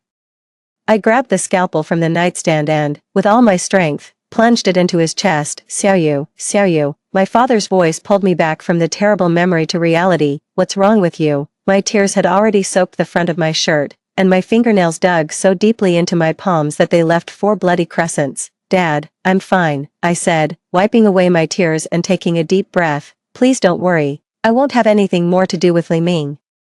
Dad let out a sigh of relief. That's good, I was worried you might forgive that scoundrel. Just then, the office door swung open, and Li Ming walked in, a placating smile on his face. Father-in-law, I wasn't thinking straight. Get out, Dad roared. Li Ming, however, stepped right past my father and came up to me, his voice suddenly dripping with contempt. Lin Xiaoyu, don't think you can hide behind your dad, and get away with this. You know what? I remember everything about the future. I know you'll hold me back, how many opportunities you'll cost me, so this time, I will absolutely not let a jinx like you ruin my future. I looked up, meeting his gaze. The fear in my heart had turned to icy resolve. Li Ming, from this moment on, you and I are finished. Completely. Humph. Who do you think you are, acting all high and mighty? Without me, you'd be stuck as a factory girl for the rest of your life, forever living in your father's shadow. An uneducated country girl like you, who else would even want you besides me? Li Ming, you're fired. Come to the office tomorrow to process your termination. Dad's voice was ice cold, devoid of any warmth. A flicker of panic flashed in Li Ming's eyes, but he quickly regained his composure. Director Lin, please don't be hasty. That newly imported machine at the factory, this machine, nobody else knows how to operate it but me. Dad waved the phone in his hand. I just called the city's technical school. A new technician will be here tomorrow to take over. There are plenty of people 10 times better than you. Don't get too full of yourself. You. Li Ming's face turned ashen, pointing at me. He roared. Lin Xiaoyu. Are you happy now? You cost me my job. 3 days later, just as I was returning from the factory canteen after lunch, I saw Li Ming and Hu Xiaoyan standing at my front door. Xiaoyu, long time no see, Hu Xiaoyan said, a phony smile plastered on her face. I ignored her and walked straight towards my door, but Hu Xiaoyan grabbed my arm. Don't be so cold, we came all this way to see you, she said, her nails digging deep into my arm. Brother Ming told me everything. Oh my god. You're both reincarnated too. What are the odds? My head snapped up, unable to believe my ears. What did you say? Li Ming put his arm around Hu Xiaoyan's waist and smiled triumphantly. That's right, Xiaoyan and I both remember our past lives. We're a match made in heaven. Xiaoyu, you're so pitiful, Hu Xiaoyan said with feigned sympathy. In your past life, you slaved away taking care of Brother Ming for 25 years, yet, you never won his heart. You were nothing but a burden. You couldn't even bear a proper child. You're not even as good as the daughter I gave him. Did you know? Li Yu is actually my child. You wasted over 20 years raising an outsider. She looked at me with disdain. This time around, we've decided to stop beating around the bush. Li Ming pulled an invitation from his pocket and shoved it into my hand. It's the invitation to my wedding with Xiaoyan, next month. Which just happens to be the same day I get my promotion at the city machinery plant. What do you think? Jealous? I got into the city machinery plant on my own merit, not through my father-in-law's connections. You'll be stuck. a pathetic little nobody in your father's factory. I opened the invitation, and there it was, printed in bold, wedding invitation for Li Ming Hu Xiaoyan, along with a prominent line that read, special promotion announcement for the groom. Congratulations on his appointment as head of the technical team at the city machinery plant. In an instant, memories from my past life came flooding back. That spring, Li Ming kept hitting a wall trying to get into the city's machinery plant. It was only after I begged my father to call the plant's old director that Li Ming finally got his foot in the door. 3 months later, I talked my father into dipping into the family savings to donate an imported piece of equipment to the plant. In return, Li Ming was promoted to lead technician. Li Ming never knew any of this. He simply thought his own abilities were being recognized. What? Jealous, seeing me fall silent. Hu Xiaoyan grew even more smug. Can't be helped. Who else but me and brother Ming are a match made in heaven. You're destined to be a supporting character in this life. You're only fit to be a little factory girl at your dad's plant, or to marry some ordinary worker and live an ordinary life. Li Ming said dismissively. He sneered, we're far too good for the likes of you. Li Ming and Hu Xiaoyan's wedding went ahead as planned. With a banquet of 30 tables at the city's largest hotel, I changed into a brand new red dress, applied flawless makeup, and strode into the wedding venue in my high heels. The entire room fell silent in an instant. All eyes were on me, and a wave of hushed whispers rippled through the crowd. Oh my god. Is that Lin Xiaoyu? Has she really got the nerve to show up here? Is she asking for trouble? Coming to his wedding after he dumped her? She's got no self-respect at all. I heard Li Ming is now the technical team leader at the city machinery plant. He's got a bright future ahead. Lin Xiaoyu could never measure up to him now. Lin Xiaoyu, what are you doing here? Looking for trouble? Trying to ruin my wedding? Hu Xiaoyan frowned, her voice sharp and shrill. You shameless woman. 7. I shrugged. What trouble could I possibly be looking for? Li Ming is now the technical team leader at the city's machinery plant. With a bright future ahead of him, I wouldn't dare to offend him. Hearing this, a flicker of smugness passed through Li Ming's eyes. Naturally, not to boast, but when it comes to that imported equipment in the city, aside from me, no one else knows how to operate it. I'm the absolute core of the technical team. The factory director thinks very highly of me. See. Right after my promotion, he gave me a 20,000 yuan bonus, he said, deliberately raising his voice. This wedding is being paid for with that bonus money. The people around them gasped in astonishment. 20,000 yuan was a colossal sum of money in the late 1980s. Is that so? I said with a meaningful smile. So your promotion was really due to outstanding ability. Li Ming's expression shifted, but he quickly regained his composure. Of course it's real skill. Not like some people, who can only rely on their father, no ability of their own, just hiding behind daddy like a useless waste. Just then, a commotion arose at the entrance to the venue. My father walked in, dressed in a formal suit and holding a document bag. Director Lin is here, someone whispered in surprise. Li Ming hurried forward to greet him. Director Lin, it's such an honor that you could come. Dad ignored him and walked straight over to me. Xiaoyu. I brought everything. I took the document folder and opened it in front of everyone. Inside was a stack of papers stamped with the official seal of the city machinery plant. Li Ming, congratulations, I said with a smile, but I'm a little curious. Do you really know how you got into the city machinery plant? Li Ming's smile froze on his face, his eyes darting. Of course it was because of my skills. I pulled the first document from the folder. It was unmistakably a letter of recommendation. Comrade Lin Jiqiang recommends Comrade Li Ming for a position at the city machinery plant. This is, Li Ming's voice trembled slightly, this is the recommendation letter my father wrote to the old factory director of the city machinery plant. I said softly, without this letter, you wouldn't even have gotten an interview, not even a meeting. / Hu Xiaoyan cut in hastily. / So what? Brother Ming was promoted to technical team leader purely on his own merits. / I pulled out a second document, an appointment letter. / In light of Comrade Lin Jiqiang's special contributions to our factory, he is hereby appointed, and, the recommender, Comrade Li Ming, is appointed as deputy leader of the technical team. / Deputy team leader. Li Ming was thunderstruck. But I'm clearly the team leader, Dad sneered, his voice dripping with sarcasm. You can't even read the manual for that machine, and you think you can, team leader, you didn't even finish junior high, you only got into technical school because our family tutored you. What real skills do you have? That's because, Li Ming stammered, cold sweat beading on his forehead, because I had the manual translated into Chinese for you. His father cut in, otherwise you wouldn't even know how to turn it on.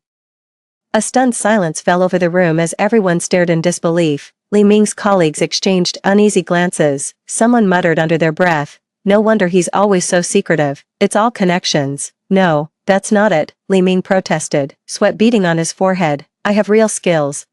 Father pulled a telegram from his pocket. "This just came from the city machinery plant.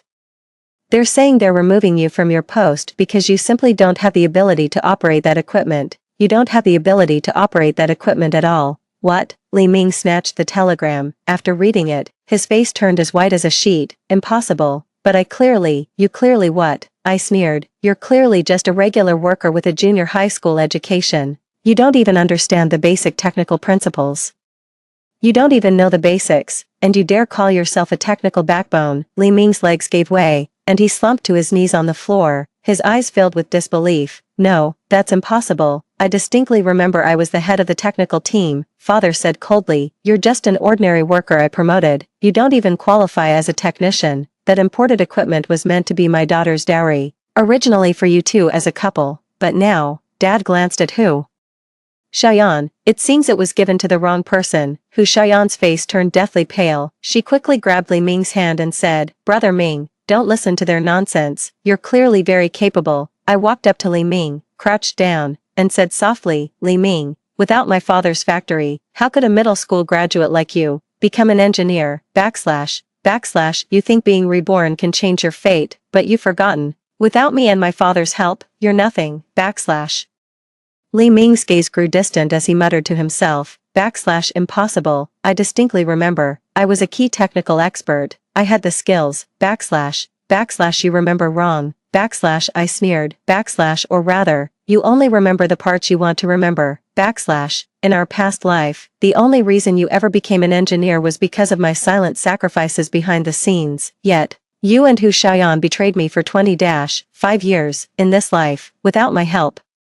You'll forever remain a common laborer. You won't even make it to technician." Li Ming was as if struck by lightning. His entire body went limp, collapsing to the ground, the light in his eyes vanishing in an instant. Hu Xiaoyan watched the scene unfold, her face turning ashen. You lied to me. You said you were the tech team lead, that you had a bright future ahead, a brilliant career." I didn't lie," Li Ming protested weakly. "I really remember it that way. Enough." Hu Xiaoyan shrieked. "I won't marry a loser who can't even hold down a job." 8. She tore the red flower from her hair and flung it in Li Ming's face. "The wedding is off. I'm calling off the engagement." Li Ming looked at Hu Xiaoyan in despair. "Xiaoyan, didn't you say we were destined for each other?" "Destined?" Hu Xiaoyan sneered. "That was when I thought you had potential. Now I see you're not even as good as a common laborer. You're worse than one. I, Hu Xiaoyan, am a city girl. How could I possibly marry a hopeless country bumpkin like you?" Li Ming was as if struck by lightning. His whole body went limp, collapsing to the ground, the light in his eyes vanishing in an instant. I stood up, looking down at them from my height. "What a pity," I said. "Your so-called match made in heaven has come to such an end." "Li Ming, didn't you say I was only fit to be a factory girl?" I said with a smile. "Well, guess what? Now, who's the one who's destined to be just an ordinary worker?" Li Ming looked up, his eyes filled with despair and resentment. "Lin Xiaoyu, you knew all along." "Of course I knew," I said calmly. "I knew that without my father's help, you'd be nothing. I know that without my sacrifice, you would have remained nothing but a factory worker with a middle school education. I know that you and Hu Xiaoyan betrayed me for 25 years. I know that Li Yu is your biological daughter. I know exactly how the three of you forced me to sign the divorce papers on my deathbed, as I was dying of liver cancer. I know everything, and that's why, this time, I'm choosing to let you know what it feels like to be abandoned." Li Ming's face was as pale as a sheet, his lips trembling, unable to utter a word. Hu Xiaoyan could no longer be bothered with any of it. She grabbed her bag and ran out, shouting, "I don't know any of you. All of this is because Li Ming lied to me." The wedding venue descended into chaos. Guests rose from their seats and left one after another, leaving only Li Ming kneeling on the spot, like a rag doll. Dad patted my shoulder. "Xiaoyu, let's go." I nodded, turned, and walked away without giving Li Ming another glance. Stepping out of the wedding venue, the sun was bright and a gentle breeze brushed my face. I took a deep breath and felt a weight lift from my shoulders. 3 days after the wedding scandal, Li Ming received the official dismissal notice from the city's machinery plant. Clutching the thin piece of paper, his world began to spin. I've really been fired," Li Ming muttered to himself, his eyes vacant. Meanwhile, Hu Xiaoyan was packing her bags. Li Ming, you're a complete failure, she sneered. I'm going to find a real man with actual ability, not a fraud like you who relies on connections. Li Ming knelt on the ground, pleading. Xiaoyan, don't go. Didn't we promise to start over together? Hu Xiaoyan scoffed. Start over? With you? You think you can turn your life around? Dream on. With that, she left without a backward glance. And so, I officially took over the technical department of my father's factory, drawing on the experience from my past life and the knowledge I'd gained over the years. I quickly demonstrated remarkable talent within the factory. Xiaoyu, you're incredible, my colleagues exclaimed in admiration. You solve these complex technical problems with such ease. I simply smiled without a word, secretly grateful in my heart for having seized this second chance at life. Meanwhile, Li Ming began searching for a job everywhere, but he kept hitting walls. I'm sorry, but we don't hire people without practical experience. Your resume looks questionable. We can't hire you. No diploma. I'm afraid that's a problem. In the end, Li Ming was reduced to working as a day laborer on a construction site, earning a pittance for his daily wage and subsisting on the worst possible food. Just then, Li Ming's mother showed up at my door and started screaming at me. Lin Xiaoyu, you vicious woman, you cost my son his job. Do you have no conscience? I looked at her coldly and said, Auntie, are you sure you want to talk to me about conscience? What do you mean? Li's mother was startled by the look in my eyes. I took a deep breath and said slowly, how did Li Ming treat you before his rebirth? Do you remember? Li's mother was stunned. What rebirth? What on earth are you talking about? You had liver cirrhosis and were bedridden, and Li Ming, he dumped you alone in a nursing home and didn't even come to see you for the new year, I said, enunciating each word clearly. In the end, you died alone, with not a single soul by your side to see you off. Mrs. Li's face turned deathly pale. No, that's impossible. Do you really think Li Ming loves you? I sneered. He can't wait for you to die so he can inherit your house. Mrs. Li trembled all over, her eyes filled with utter disbelief. Xiaoyu, how could you possibly know these things? Because in that future, it was me who took care of you all along. I said softly, right up until the moment you closed your eyes. The one holding your hand was me, not Li Ming. Mother Li's tears fell like rain in an instant, and she collapsed to the floor. My son, how could I have given birth to such an ungrateful wretch? 9. I helped Mother Li up and comforted her gently. Auntie, what's past is past. In this life, we all have a chance to start over. Mrs. Li clutched my hand tightly, her voice choked with emotion. Xiaoyu, I'm sorry, I was wrong about you. I gave a faint smile. It's all right, Auntie. Just remember, Li Ming is no good. In the future, if you ever have any trouble, don't hesitate to come to me. Watching Mrs. Li's frail figure shuffle away, a tumult of mixed feelings welled up inside me. In this new life, what has changed is far more than just my own destiny. 6 months later, our factory introduced a revolutionary new technology that nearly tripled production efficiency, instantly propelling us to the forefront of the industry. Setting a new benchmark. Director Lin, you're absolutely brilliant, exclaimed the colleagues from the RD department excitedly. This technology will keep us ahead of the competition for years to come. 5 years, I smiled and said. This is the result of everyone's hard work. However, we must still be careful to keep it confidential. After all, this technology didn't come easily. However, the ambitious Li Ming was not ready to give up. He started prying into our factory's confidential information through his old colleagues. Old Wang, I hear your factory's been doing well lately, Li Ming asked, feigning casual interest. Any new developments in technology? Old Wang gave him a wary look. Li Ming, why are you asking about that? Li Ming chuckled awkwardly. Oh, it's nothing, just curious. After all these years of friendship, surely you don't distrust me. I had a feeling Li Ming would try something like this, so I set a trap in advance. I had Old Wang deliberately leak some confidential information, which was actually carefully crafted disinformation. Sure enough, Li Ming took the bait. Under the cover of night, he infiltrated the factory to steal technical data. Just as he was smugly getting his hands on the confidential files, security guards suddenly rushed in from all directions. Li Ming, you're under arrest, the security chief barked. You're suspected of stealing trade secrets. Li Ming's face went pale, and his legs went weak. And no, that's not what happened. I was just... At that moment, Hu Xiaoyan, who had somehow gotten wind of the news, appeared at the factory gate. Ha ha ha, she shrieked with laughter. Li Ming, you're such a loser. You can't even manage to steal something without getting caught. Li Ming looked at Hu Xiaoyan in despair. Xiaoyan, how could you? Hu Xiaoyan sneered coldly. I came to see you make a fool of yourself. You think you can make a comeback? Dream on. Just as everyone thought Li Ming was about to be sent to prison, I suddenly spoke up. Wait a minute, I don't intend to hold Li Ming accountable. The room erupted in an uproar. I walked up to Li Ming and looked down at him. Li Ming, I said, do you have any idea what it is you've stolen? Li Ming shook his head, utterly bewildered. I opened the folder. Inside, to everyone's shock, was nothing but scrap paper and blank sheets. So this is the confidential information you went to such lengths to steal, I sneered. I knew you'd come for it, which is why I prepared this especially for you. Li Ming broke down instantly, falling to his knees as tears streamed down his face. Lin Xiaoyu, you're too cruel. I crouched down, meeting his gaze at eye level. Li Ming, let me teach you a lesson. A person must earn their keep through real skill, relying on theft and deceit. In the end, you'll have nothing. I'm letting this slide, but I want you to remember this lesson. I stood up. Now get out of my sight. It's your turn. Li Ming stumbled away, leaving behind a stunned crowd and a furious Hu Xiaoyan. I turned to the staff and said, everyone, this incident has shown us just how crucial it is to protect our technology. From now on, we all must stay vigilant and safeguard the fruits of our labor. Seeing the look of admiration in everyone's eyes, I made a silent vow to myself. In this life, I will live a truly remarkable and extraordinary life. 3 years flew by in the blink of an eye, under my leadership.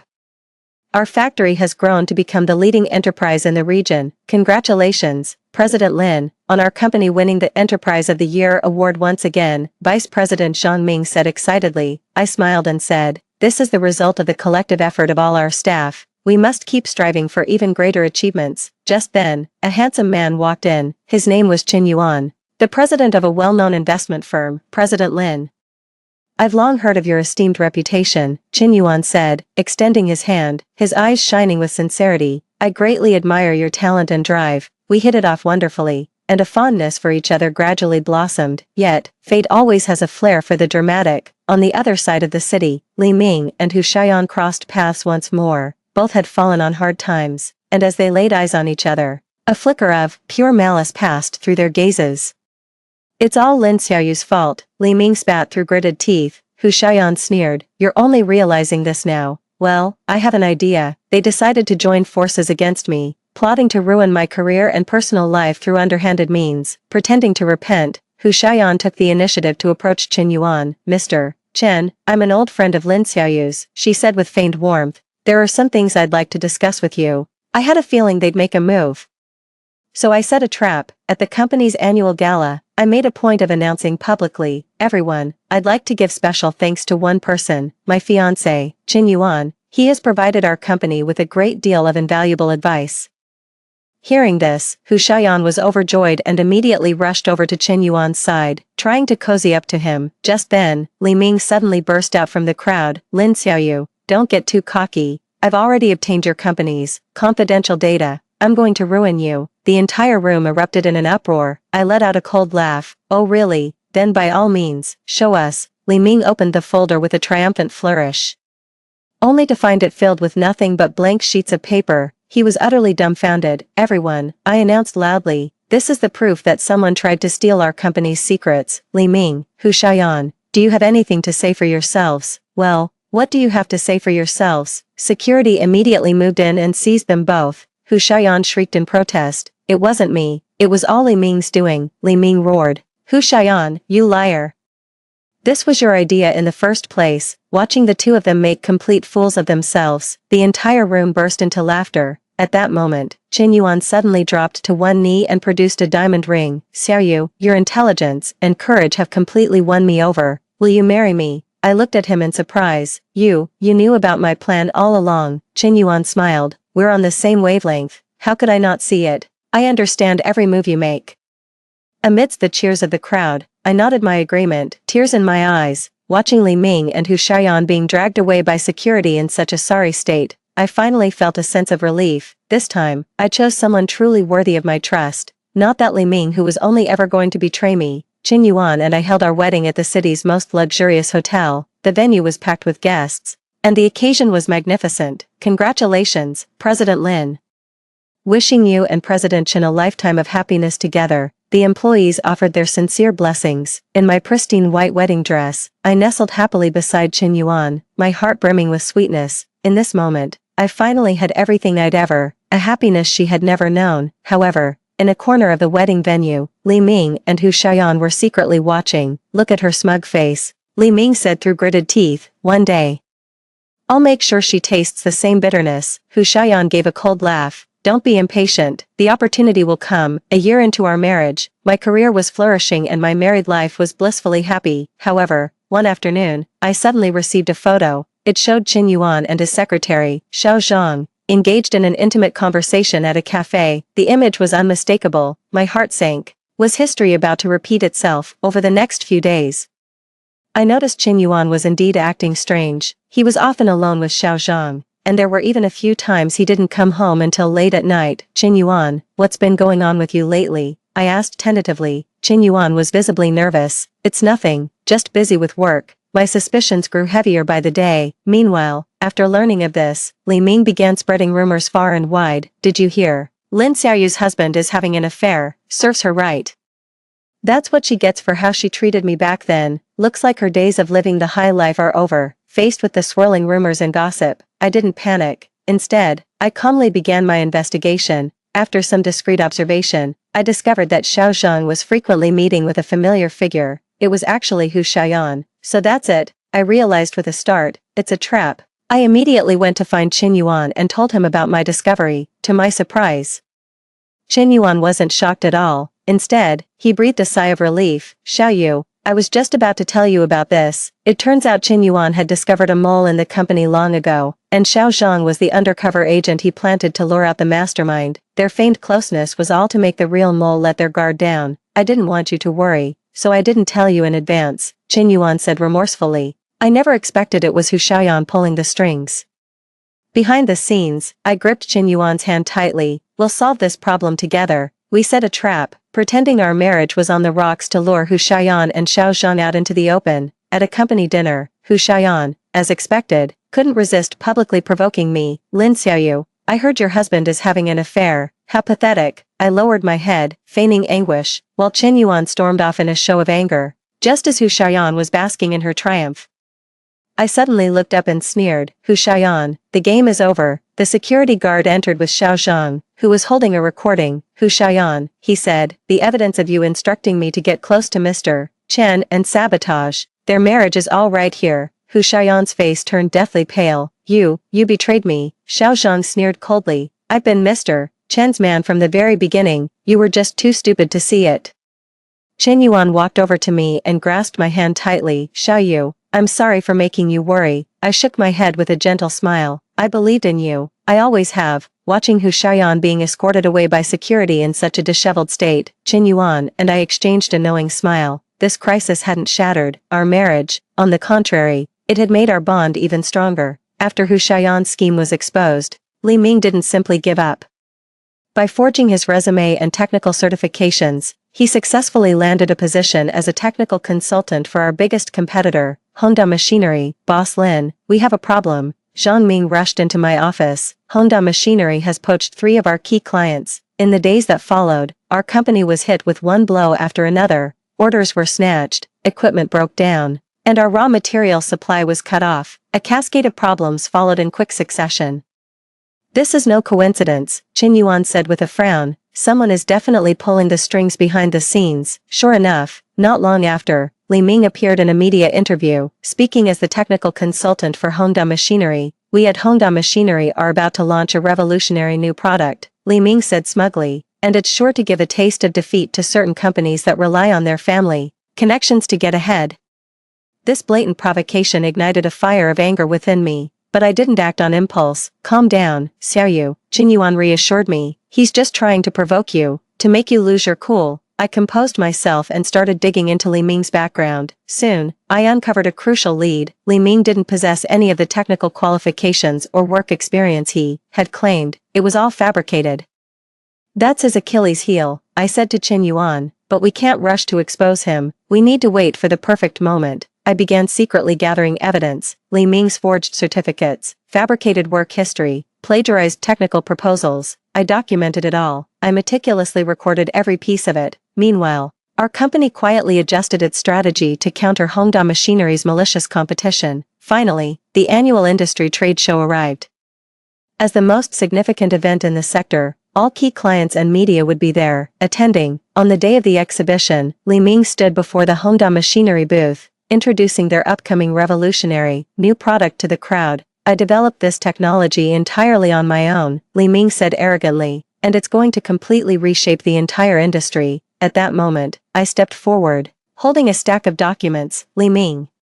Are you certain this technology was developed independently by you? Li Ming's face changed. Of course. Are you questioning me? I let out a cold laugh and turned to everyone present. Ladies and gentlemen, I am here to expose a fraud. I began to present the evidence one by one, Li Ming's forged academic credentials, the plagiarized technical proposal, his fabricated work history. So this is the technical consultant you at Honda Machinery are so proud of, I said sarcastically. A fraud who can't even grasp the basic technical principles, let alone explain them clearly. Li Ming's face turned ashen as he stammered in defense. You're lying. None of this is true. I played my final card, the technical proposal signed by Li Ming himself, riddled with amateurish mistakes. Even a beginner wouldn't make these mistakes, I said coldly. Li Ming, the game is over. The clients and media present erupted in an uproar. The head of Honda Machinery, his face ashen, immediately announced the termination of their partnership with Li Ming. Relationship. Li Ming completely broke down, falling to his knees as he wept bitterly. Lin Xiaoyu, why would you do this to me? I looked down at him with contempt. You brought this on yourself, Li Ming. You'll never learn to make an honest living. After the exhibition incident, Li Ming's nightmare was only just beginning. Honda Machinery sued him for fraud, demanding substantial compensation.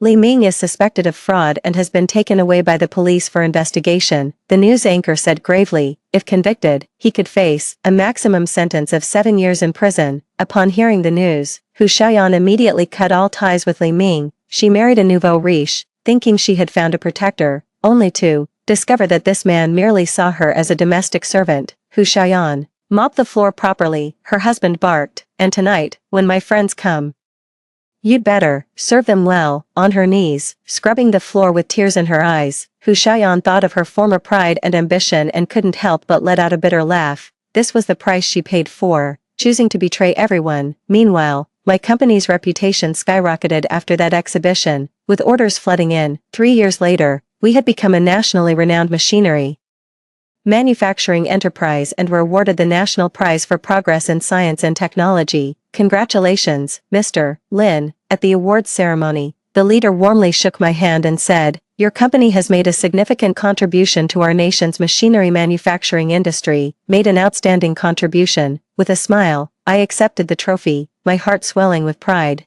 All of this was earned through genuine skill and unwavering perseverance. At the same time, my family with Chen Yuan is also happy and harmonious. I became pregnant and gave birth to a pair of lovely twins, and our family is filled with joy, warm and cozy. Xiaoyu, you've worked so hard, Chen Yuan said gently, holding me in his arms. Having a wife and mother like you is the greatest blessing for me and the children. Of happiness, I leaned on his shoulder, my heart full of gratitude. Thank you for always supporting me. Chen Yuan, I couldn't have made it this far without you. One day, 5 years later, I was taking a walk in the park with the children when I suddenly spotted a ragged-looking homeless man huddled in a corner. The man looked up, and to my astonishment, it was Li Ming. He recognized me too, and a complex mix of emotions flashed in his eyes: shock, shame, resentment, regret. Lin Xiaoyu, he rasped, his voice hoarse. You're doing well for yourself. I looked at him calmly. Li Ming, you're out of prison. He gave a bitter laugh.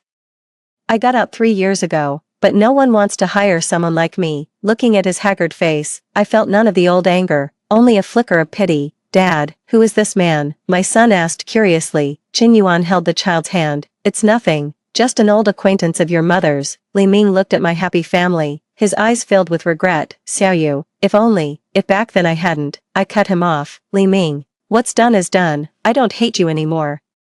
But I won't forgive you either. I took a few hundred yuan from my wallet and handed it to him. Take this, find a job and start over. Li Ming's hands trembled as he accepted the money, tears welling up in his eyes. Thank you. I turned and walked away, holding my child's and husband's hands, stepping into a bright, sunlit future. Behind me was Li Ming, kneeling on the ground. A figure consumed by a lifetime of regret and remorse, in this life. I am no longer that Lin Xiaoyu who was deceived and abandoned. I have taken control of my own destiny and reaped the rewards of true happiness. As for Li Ming, he is forever condemned to live with the bitter fruits of his own actions, with no hope of redemption. This is the most fitting retribution. That's all for today's story. If you enjoyed this video, please give it a thumbs up and subscribe. If you have any suggestions, feel free to leave a comment below. See you in the next video.